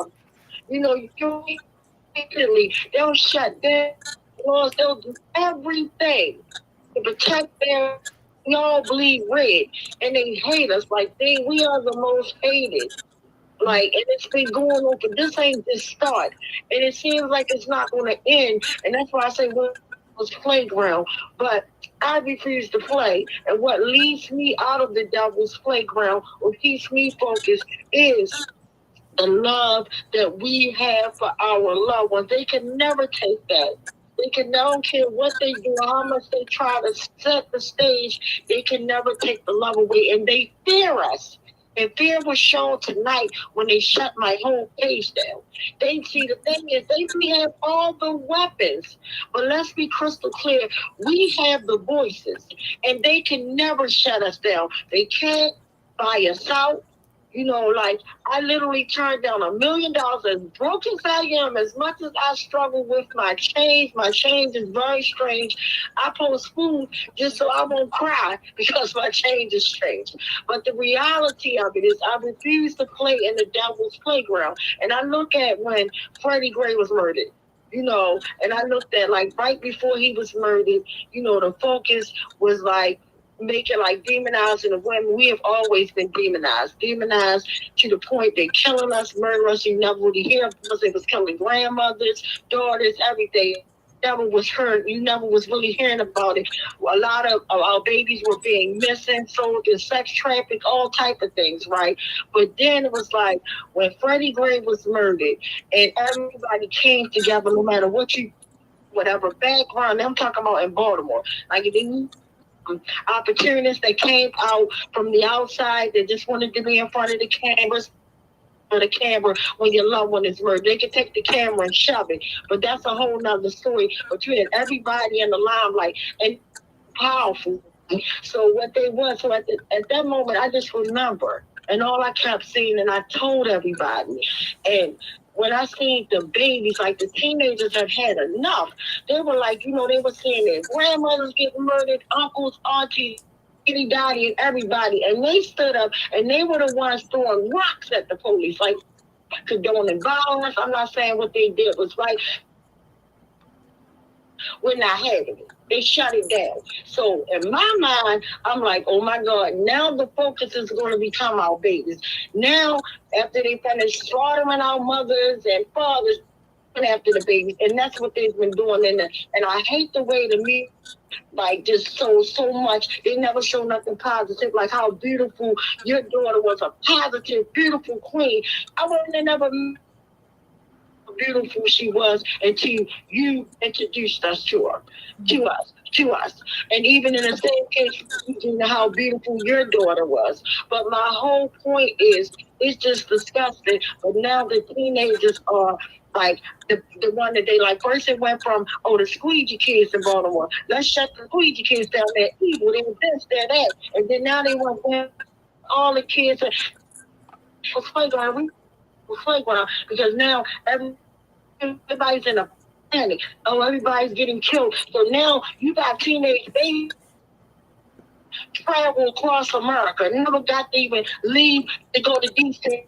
Just stuck in the city, nothing to do. But now these guns are dropping in their laps, and now everybody's blaming them for everything. So now when they're walking, just like the young man, I don't even know who he was that just 17-year-old murdered in West Baltimore this week.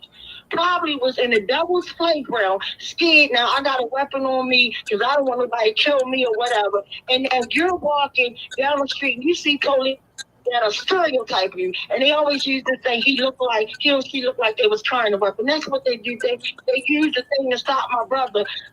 These pretexts stops when they were driving, saying, "Oh well, you know, they didn't have their seatbelt on because they wanted to see if they had drugs or all this." But my whole point is, and then you have this child running away, like running. I'm not saying, thank God none of my babies ever toted any weapons. I pray to God that they never will. But my whole point is, you had to run away, and you have 3 officers who gunned down a 17-year-old, and then you have worthless Wally news, and then you have our mayor Brandon Scott up there supporting the foolishness. Like, I'm so enraged of the foolishness, and everybody know I don't have a filter. I don't work for nobody. Like, even I go to work for my job, I'm clocking out, but at the end of the day, they can fire me to get them all because I do them under the bus, but demote me. I don't care.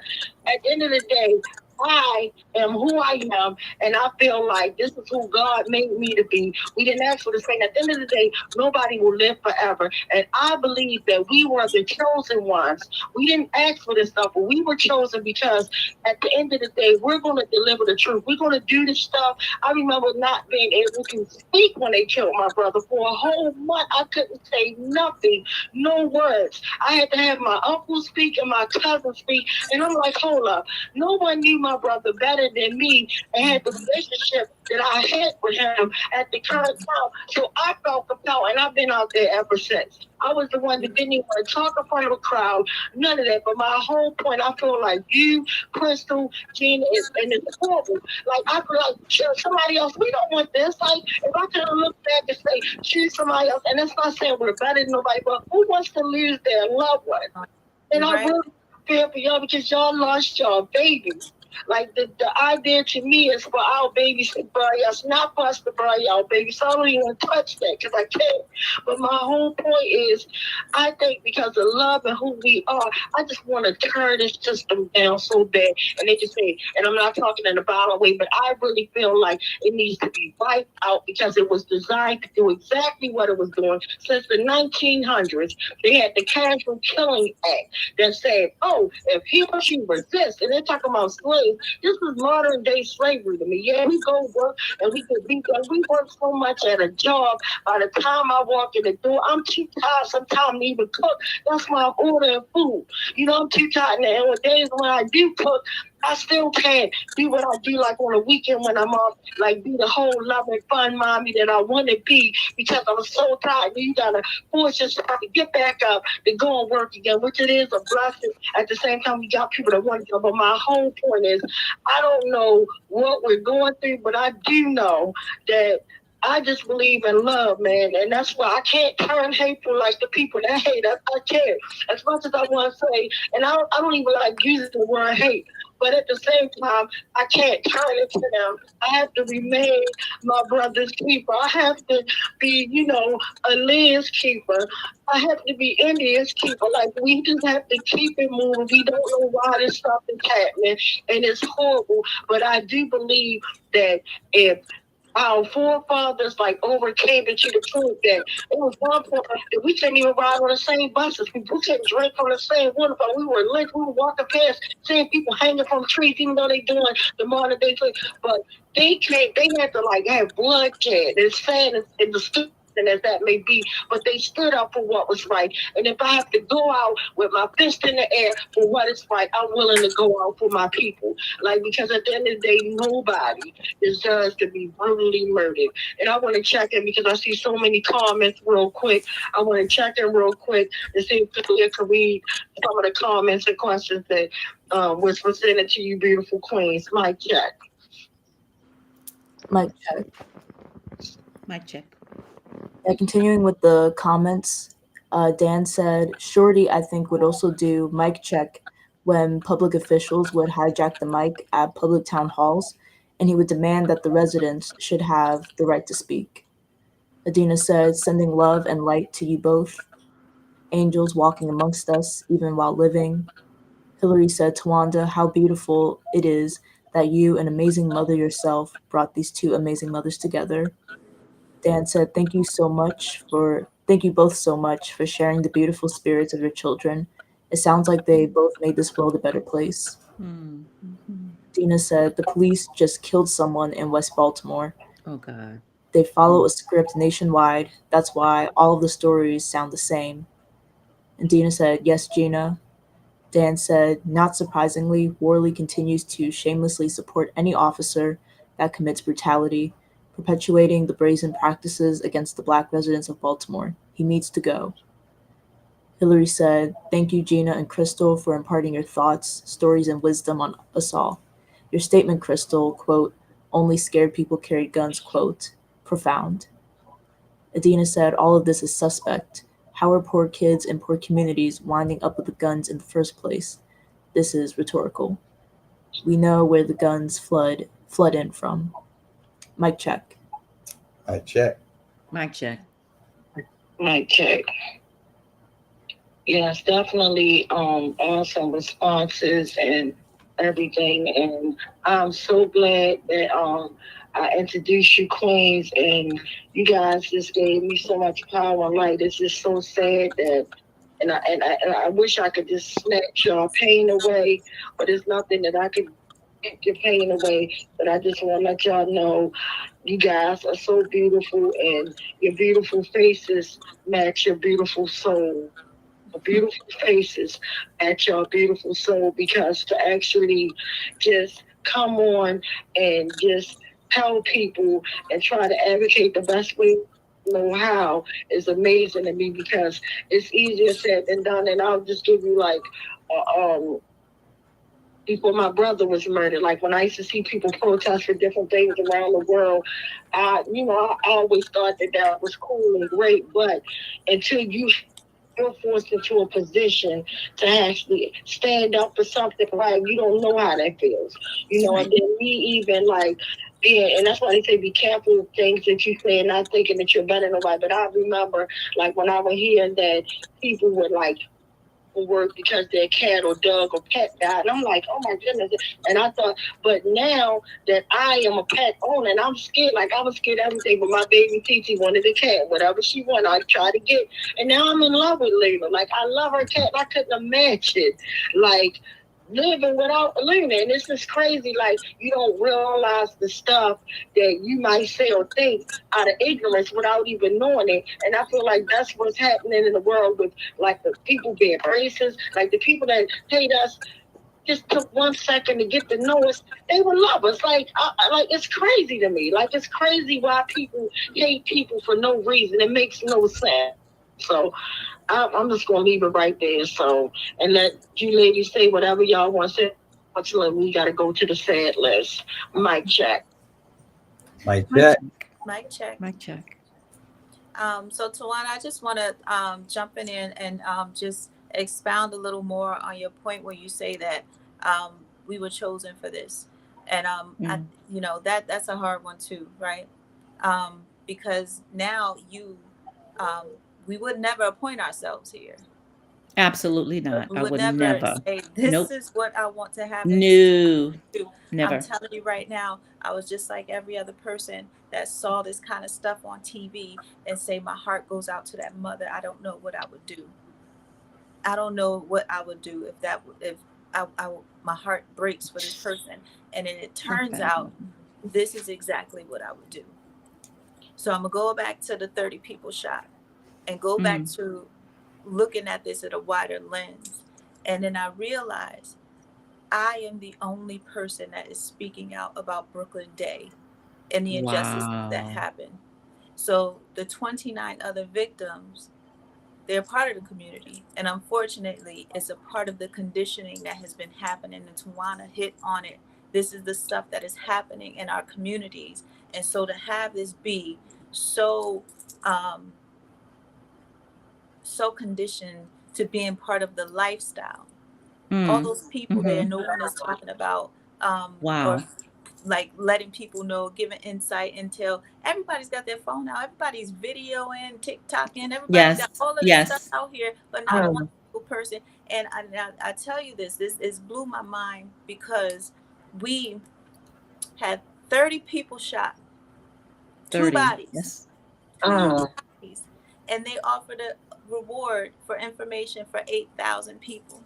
Excuse me, $8,000 initially. And so now we just thought that was crazy, right? So then you have the ATF get 10,000 donated, and you have the FBI 10,000. So now we're up to 28,000. 30 people shot. But Well, 30 30 people shot.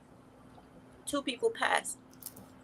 But then right over at Fells Point, for information about a carjacking, there was a reward for $46,000.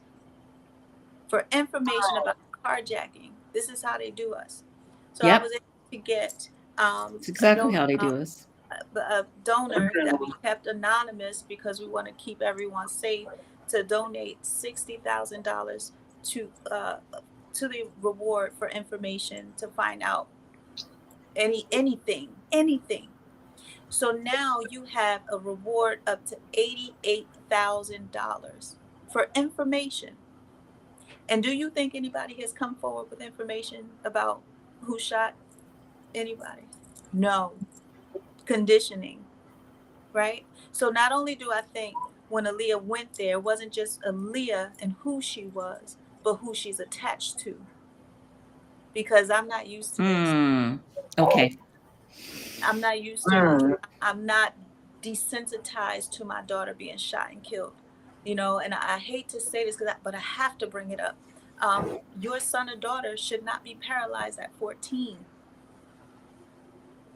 You know, you shouldn't have bullet fragments in your abdomen.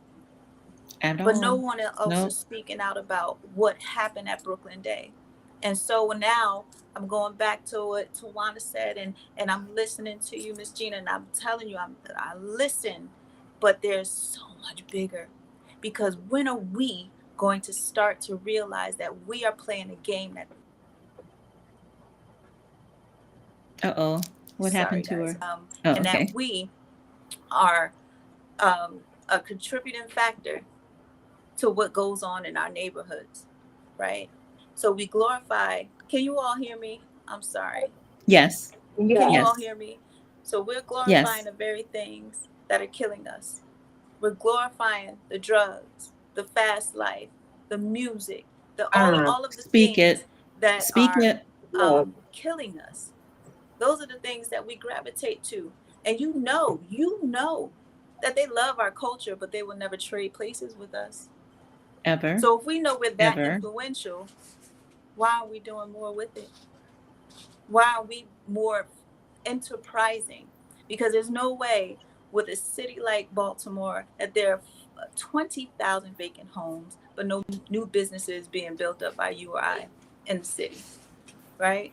But we let other people come in and investors come in and take our property and then push you into smaller and smaller cages.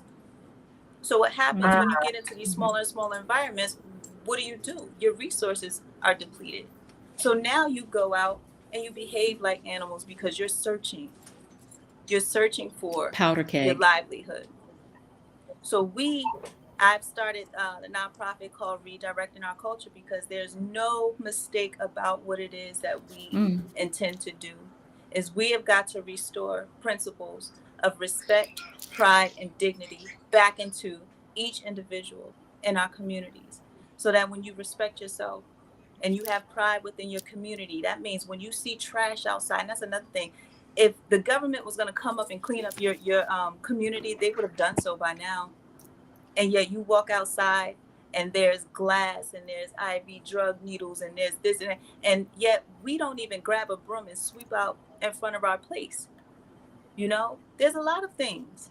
There's a lot of things. But I would encourage us, because we are so influential, to do better within ourselves, to do better within our communities, so that we can live in a more desirable, you know, we're not surviving. Gun violence is the #1 killer for children between the ages of 2 and 25. So that means our children are not surviving these streets due to gun violence. It's not an illness. It's not a car accident. It is gun violence. Our babies are not surviving. So. Yes. I can't swallow that whole, but I'm gonna chew on it because, yeah, absolutely.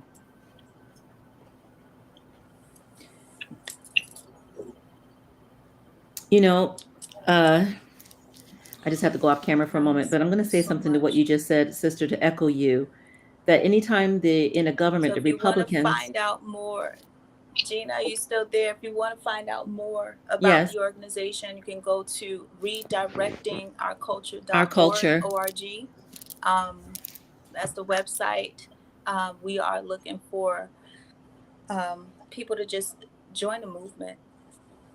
Let's start the conversation. Let's begin to heal our communities, because they're not going to do it. It is really up to us. That's it. Yes, I'll definitely. Definitely. Gina, I can't hear you. Is your mic muted? I don't know. Mouth. No? I don't know. Is it? Krystal, you're both loud and clear, but for one reason or another, you're not hearing each other.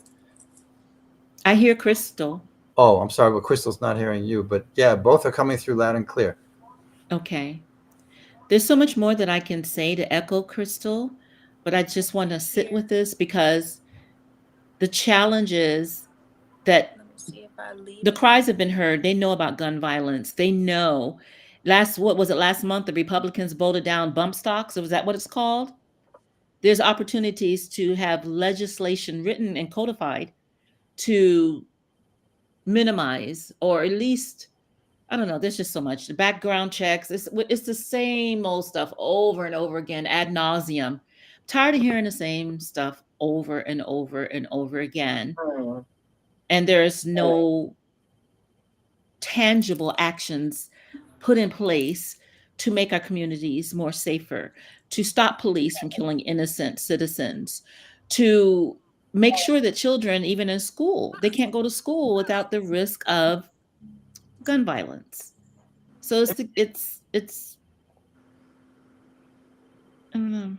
I know that other countries look at the United States and they just shake their heads, because it's just I'm not proud.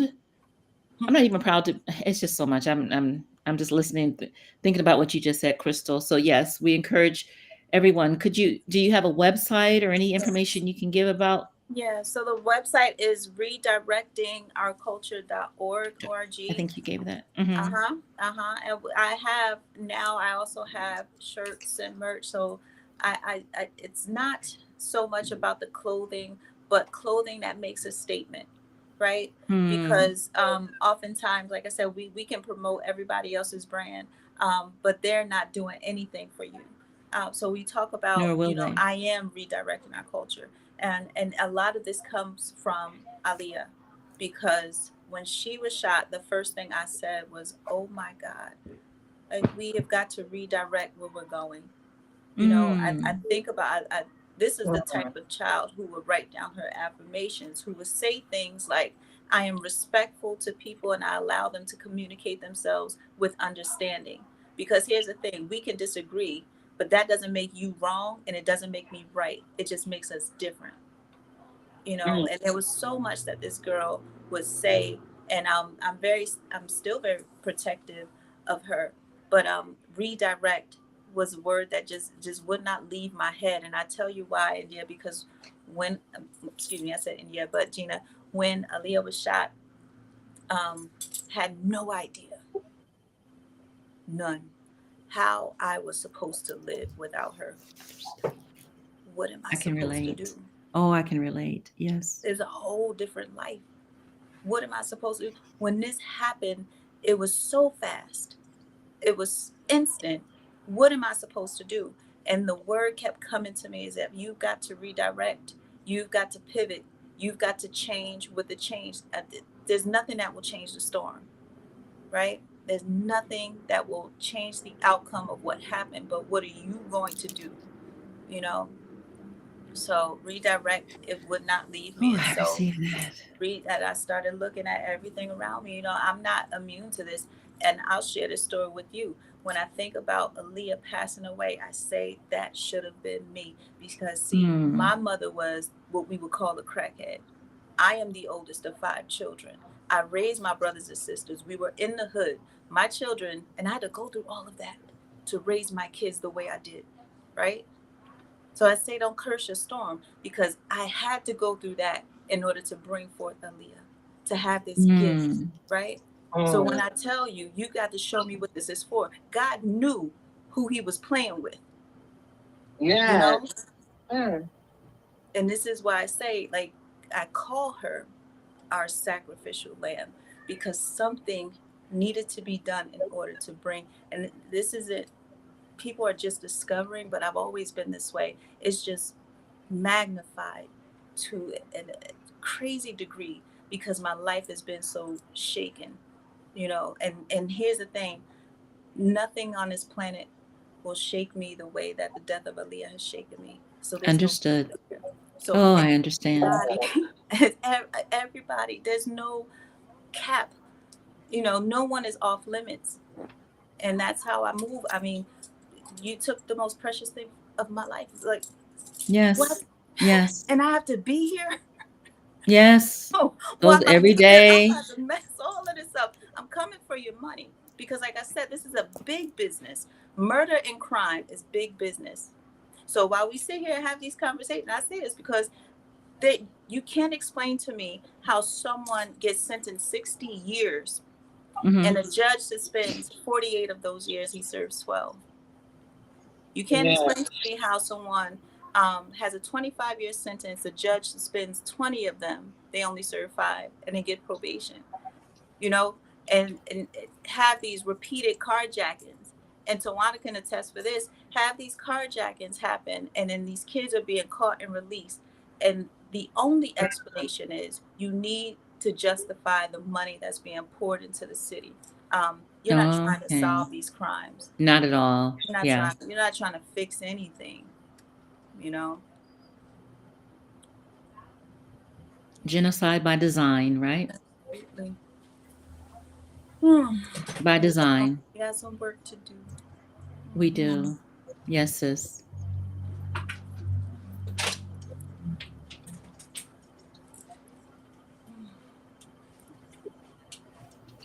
Thank you. Wow, y'all ladies just dropped the bombshell. I'm scared to touch the mic. It was so hot. Wow. You know, it's profound because it really does make you think that they could have solved this years ago. This is nothing new. And if a lay person like myself and you, that we see and we hear the facts, you know, we're not even in that space, but we can deduce that this is a big business, you know, I mean, from top to bottom. Yes, the penal system. Now you really have me thinking. We can even equate that. It's not a false equivalency either, even to the medical system. They could cure disease, but they choose not to. We could really fix this. If you lose your patient, you are losing the insurance payments, right? You're losing, which is why we have so many people addicted to opioids. Yes. And I work in the medical field. Maryland is leading in overdose deaths. Maryland is leading. So then I asked the question, and I'm going to ask you, Gina, I'm going to ask the question, why are people choosing to numb themselves, choosing to escape, choosing to use these mind-altering chemicals? And it's only because of trauma.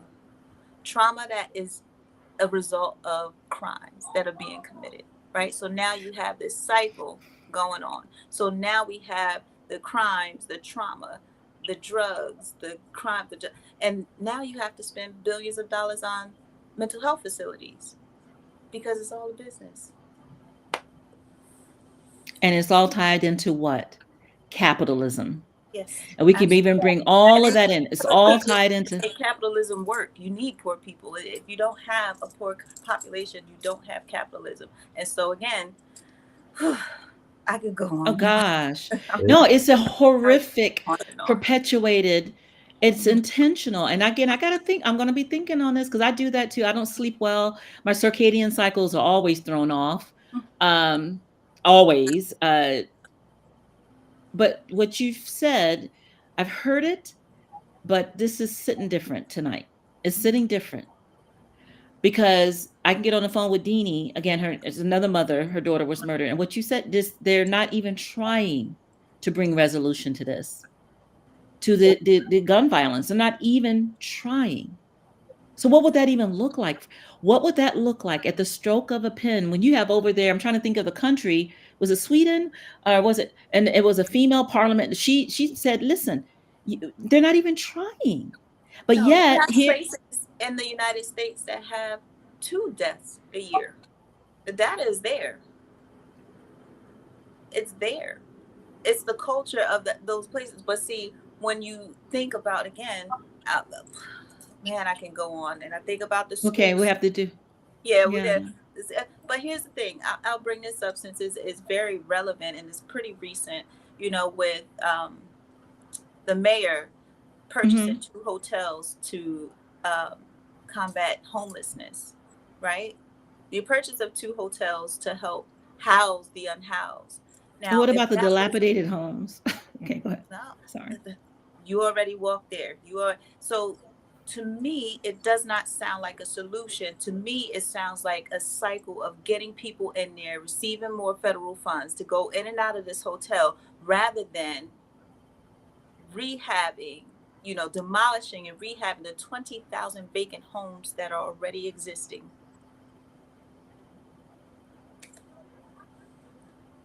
They don't want to fix it. No, they don't. It's starting to really.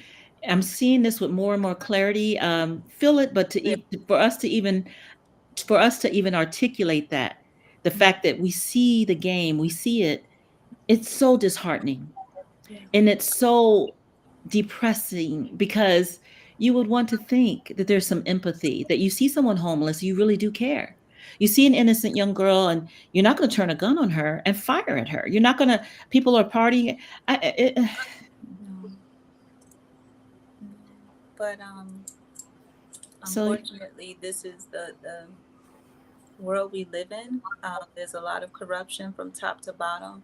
Top to bottom, inside out. It's just okay. You just got to know your part and what part you play in it. And so doing things like this, as we're speaking openly and freely, this opens up the conversation. This opens up the thought process. Once you hear something, you can't unhear it. So how do you move forward? What are you going to do with the information that has been given? How are you going to affect change?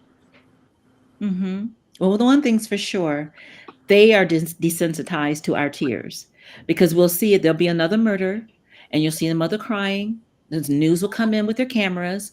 They'll take the story. They'll do that. And it'll be in the cycle for a while and then it dies down. And it's a repetitive cycle over and over and over again.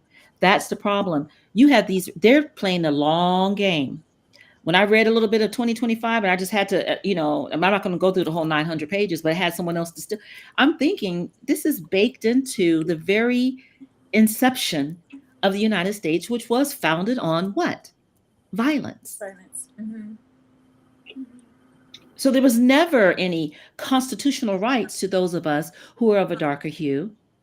They wrote that without even considering us. This was what they want. This is what they want. So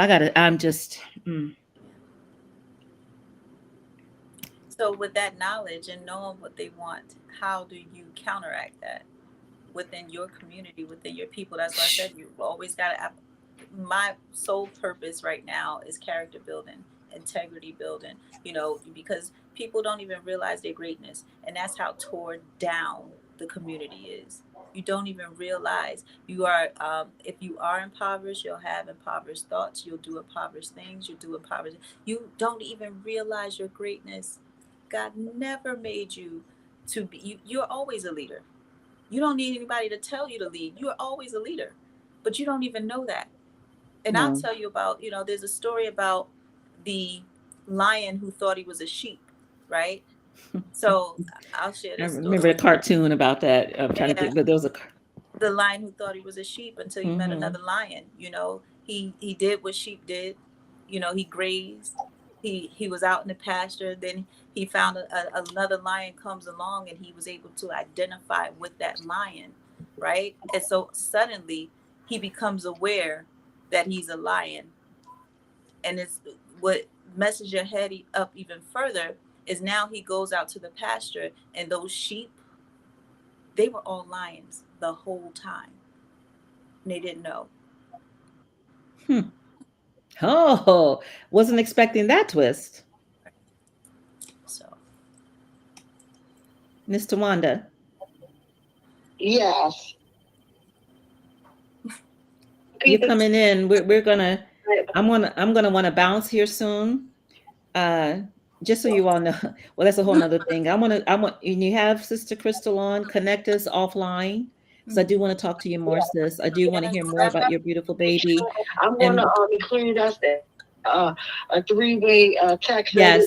We have each other phone numbers, and we definitely going to do this again. And I just thank you, ladies, so much for your time and everything. So, real quick, we're gonna finish up the questions, and we're gonna go, unfortunately, to the sad list. But again, I just want to thank you both, beautiful, amazing souls. Like, y'all, my sisters for life. Y'all got me for life. Ladies, and reciprocating, my dear.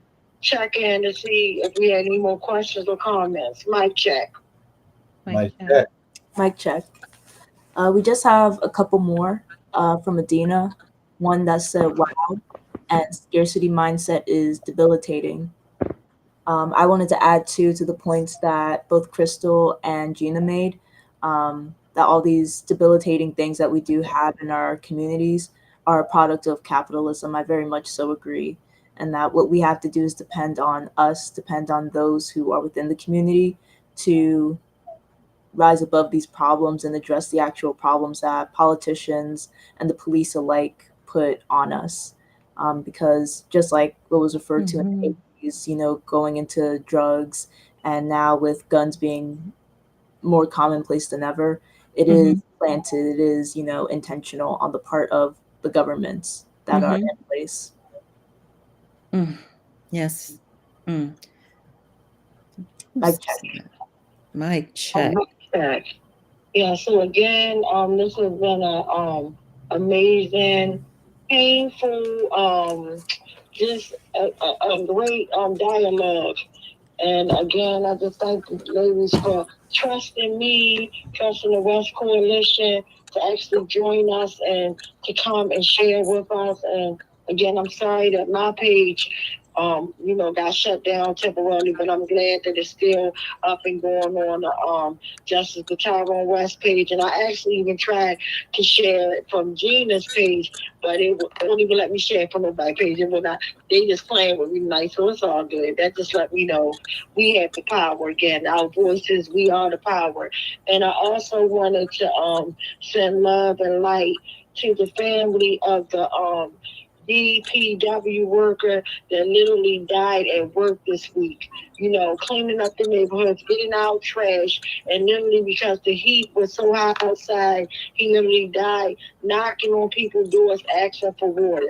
And by the time, and they didn't treat him like a human being, they would have treated my cat Luna would have escaped and would have ran down the road. They probably would have gave Luna a better care than what this guy got. And it's just sad and disgusting, the stuff that we have to go through. And then to see the politicians show up at City Hall today as if they care. We want to do this. this and that to stop foolishness. Because if y'all wanted to do anything to stop it, it's ironic that the day or for a couple days they stopped because of the heat or whatever. They stopped. Well, not even because of the heat. They stopped it because I guess they're trying to come up with their foolishness to cover. It's just like everything is just so terrible nowadays, and it's just disgusting. Like human life means nothing. But my point is the same way y'all stopped trash for like 2 days when it was that horrible heat weather, things like that. Y'all didn't make sure that this guy had water. Y'all didn't make sure he was okay or nothing. And it's just capital for the system that needs to just be shut down. But I just hate the fact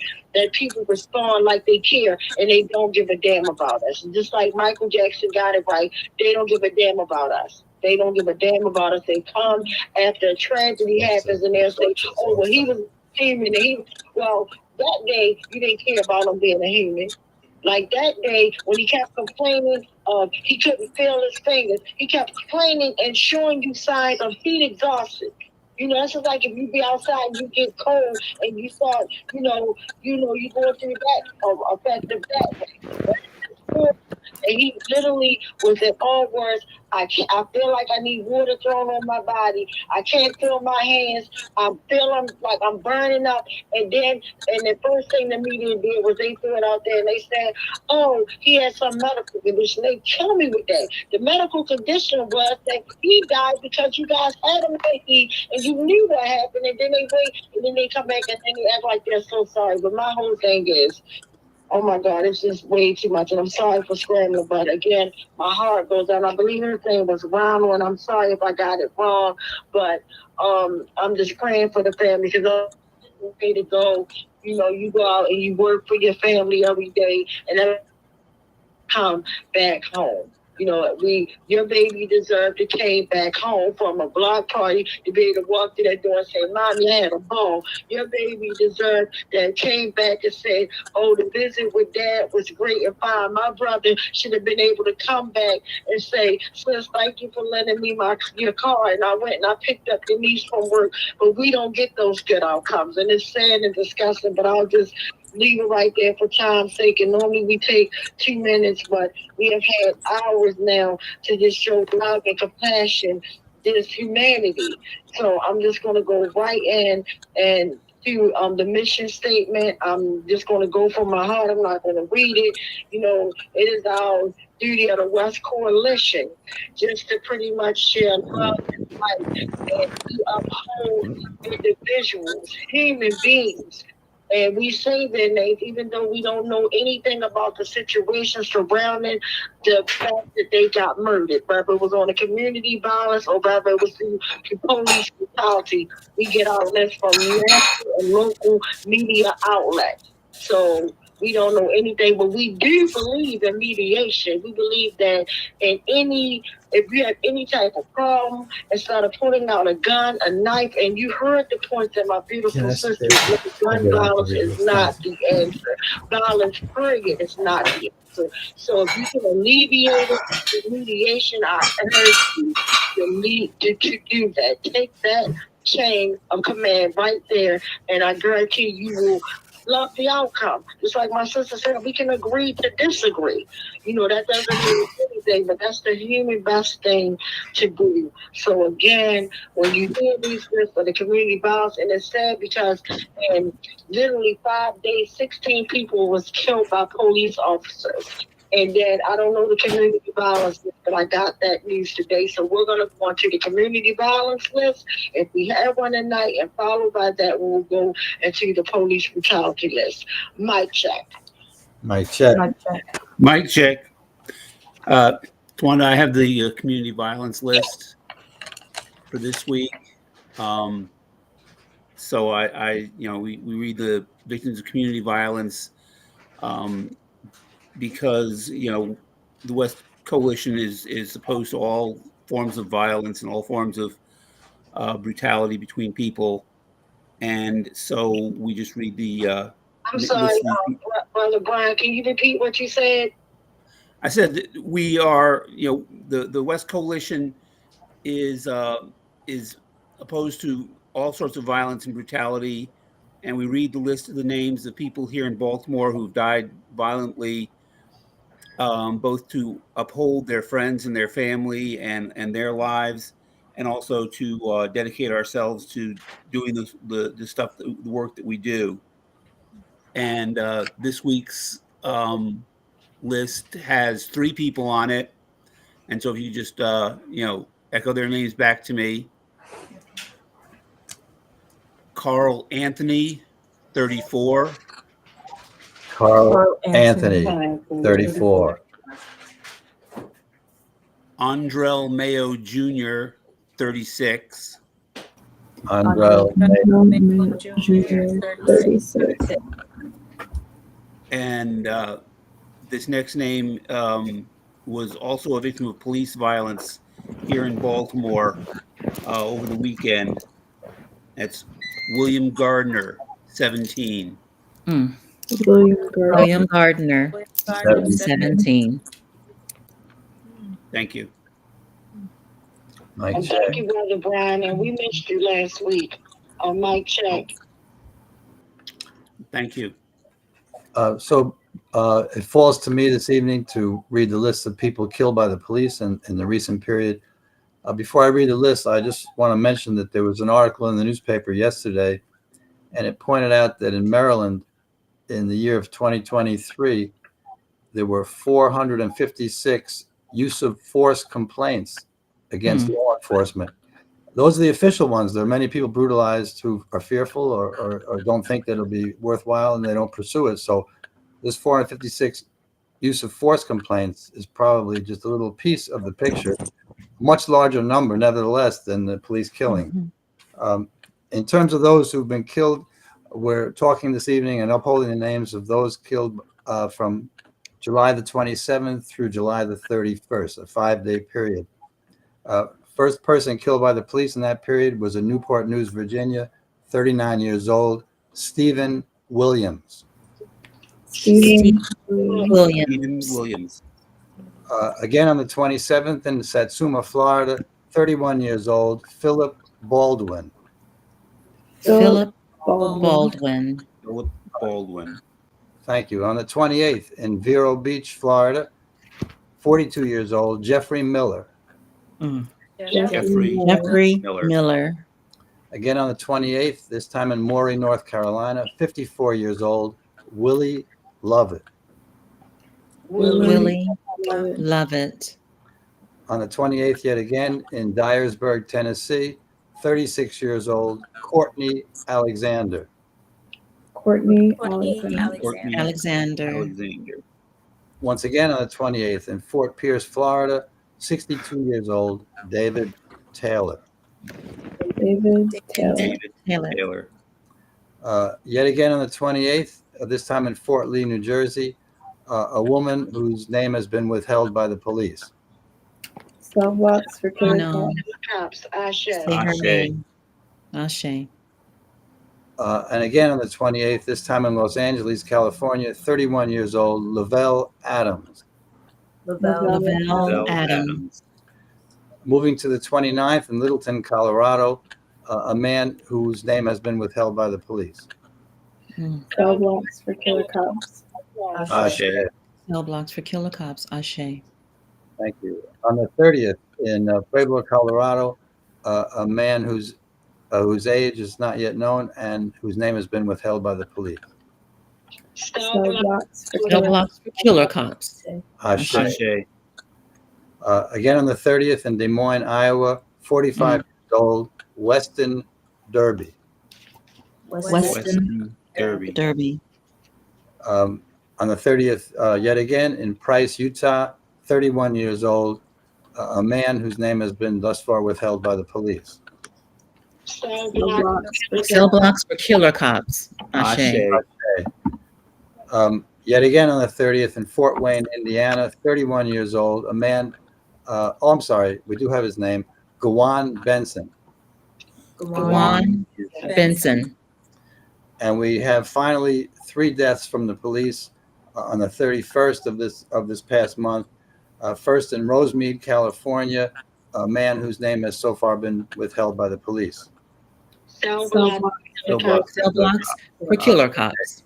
Ashe. Ashe. Next, in Wichita, Kansas, another man, name withheld by police. Cell blocks for killer cops. Ashe. Ashe. And finally, in Deer Park, Texas, another man whose name has so far been withheld by the police.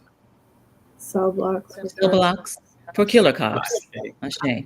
Ashe. And that concludes the horrific list of murders by the police in the very recent period. Mic check. Mike. Mic check. So, so again, I want to thank our beautiful queen, Krystal. I want to thank our beautiful queen, Gina. I want to thank our sister, our beautiful sister, for reading off the comments tonight. I want to thank Bill. I want to thank our brother Brian. I just want to thank each and every last one of you guys that tuned in tonight.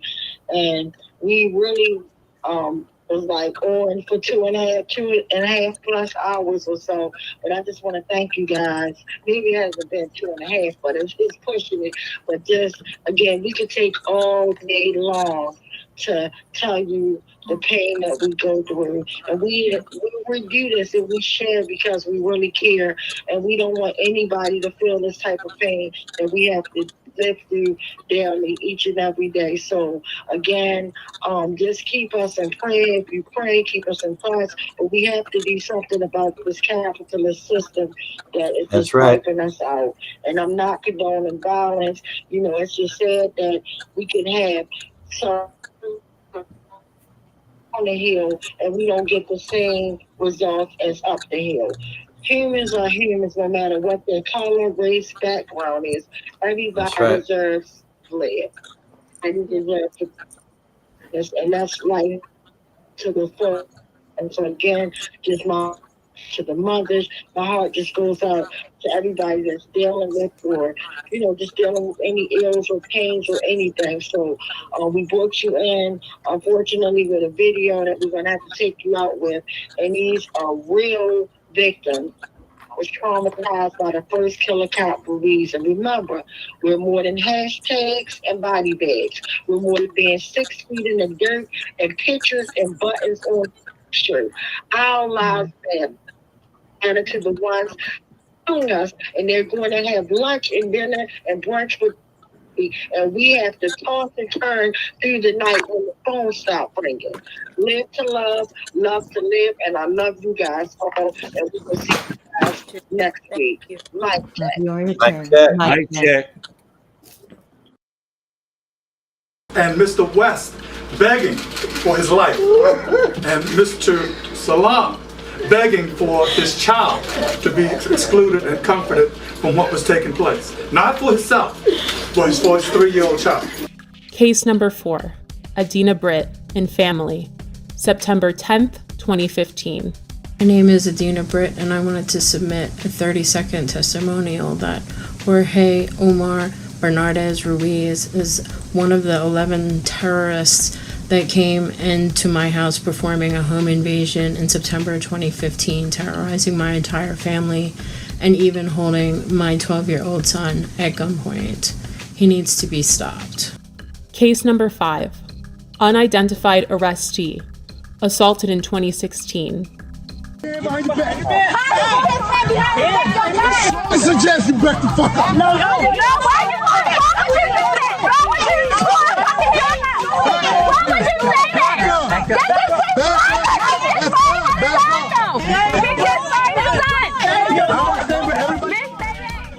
Again, this video did not surface until the summer of 2020. Case 6, Thomas McCullough, May 2016 and February 2017. I heard my front door coming off the hinges like it exploded. Thomas McCullough says it happened twice. In May 2016 and February 2017, Baltimore City Police burst through his green front door and raided his Pimlico home. They said, police. They come up, shotguns, guns. He says officers ransacked the place, looking for drugs, money, and weapons. He took pictures of the damage he says they left behind. Tell us where the drugs are, the scales, the guns, and the large amounts of money. Nothing was found.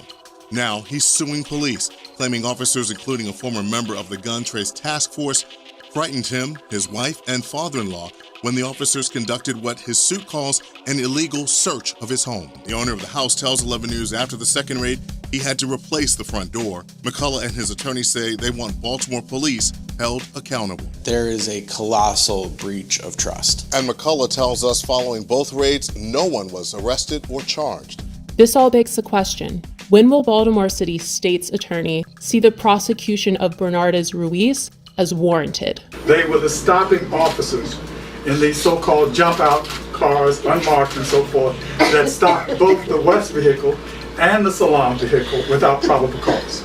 And these officers are the ones that also were joined by others, but they are the ones who initiated the stops, pulled both men out of the vehicles, and commenced the vicious activity that was thrust upon them. And the officer Ruiz that started this attack is still working and working with promotions. He is now sergeant. But the fact that this repeat violent offender had a history leading up to my brother. There was Darrell Harris, there was James Green, Joseph Green, Abdul Salam. No one family deserves to be brutally murdered or brutalized by this repeat violent offender Ruiz. It is time we take action. The time is now. Baltimore police officer Jorge Bernardez Ruiz is a repeat violent offender. Based on these accounts, in accordance with the law, we, the West Coalition, call for him to be fired, prosecuted, and incarcerated. We're more than hashtags and body bags. We're more than being 6 feet in the dirt and pictures and buttons on t-shirts. Our lives matter.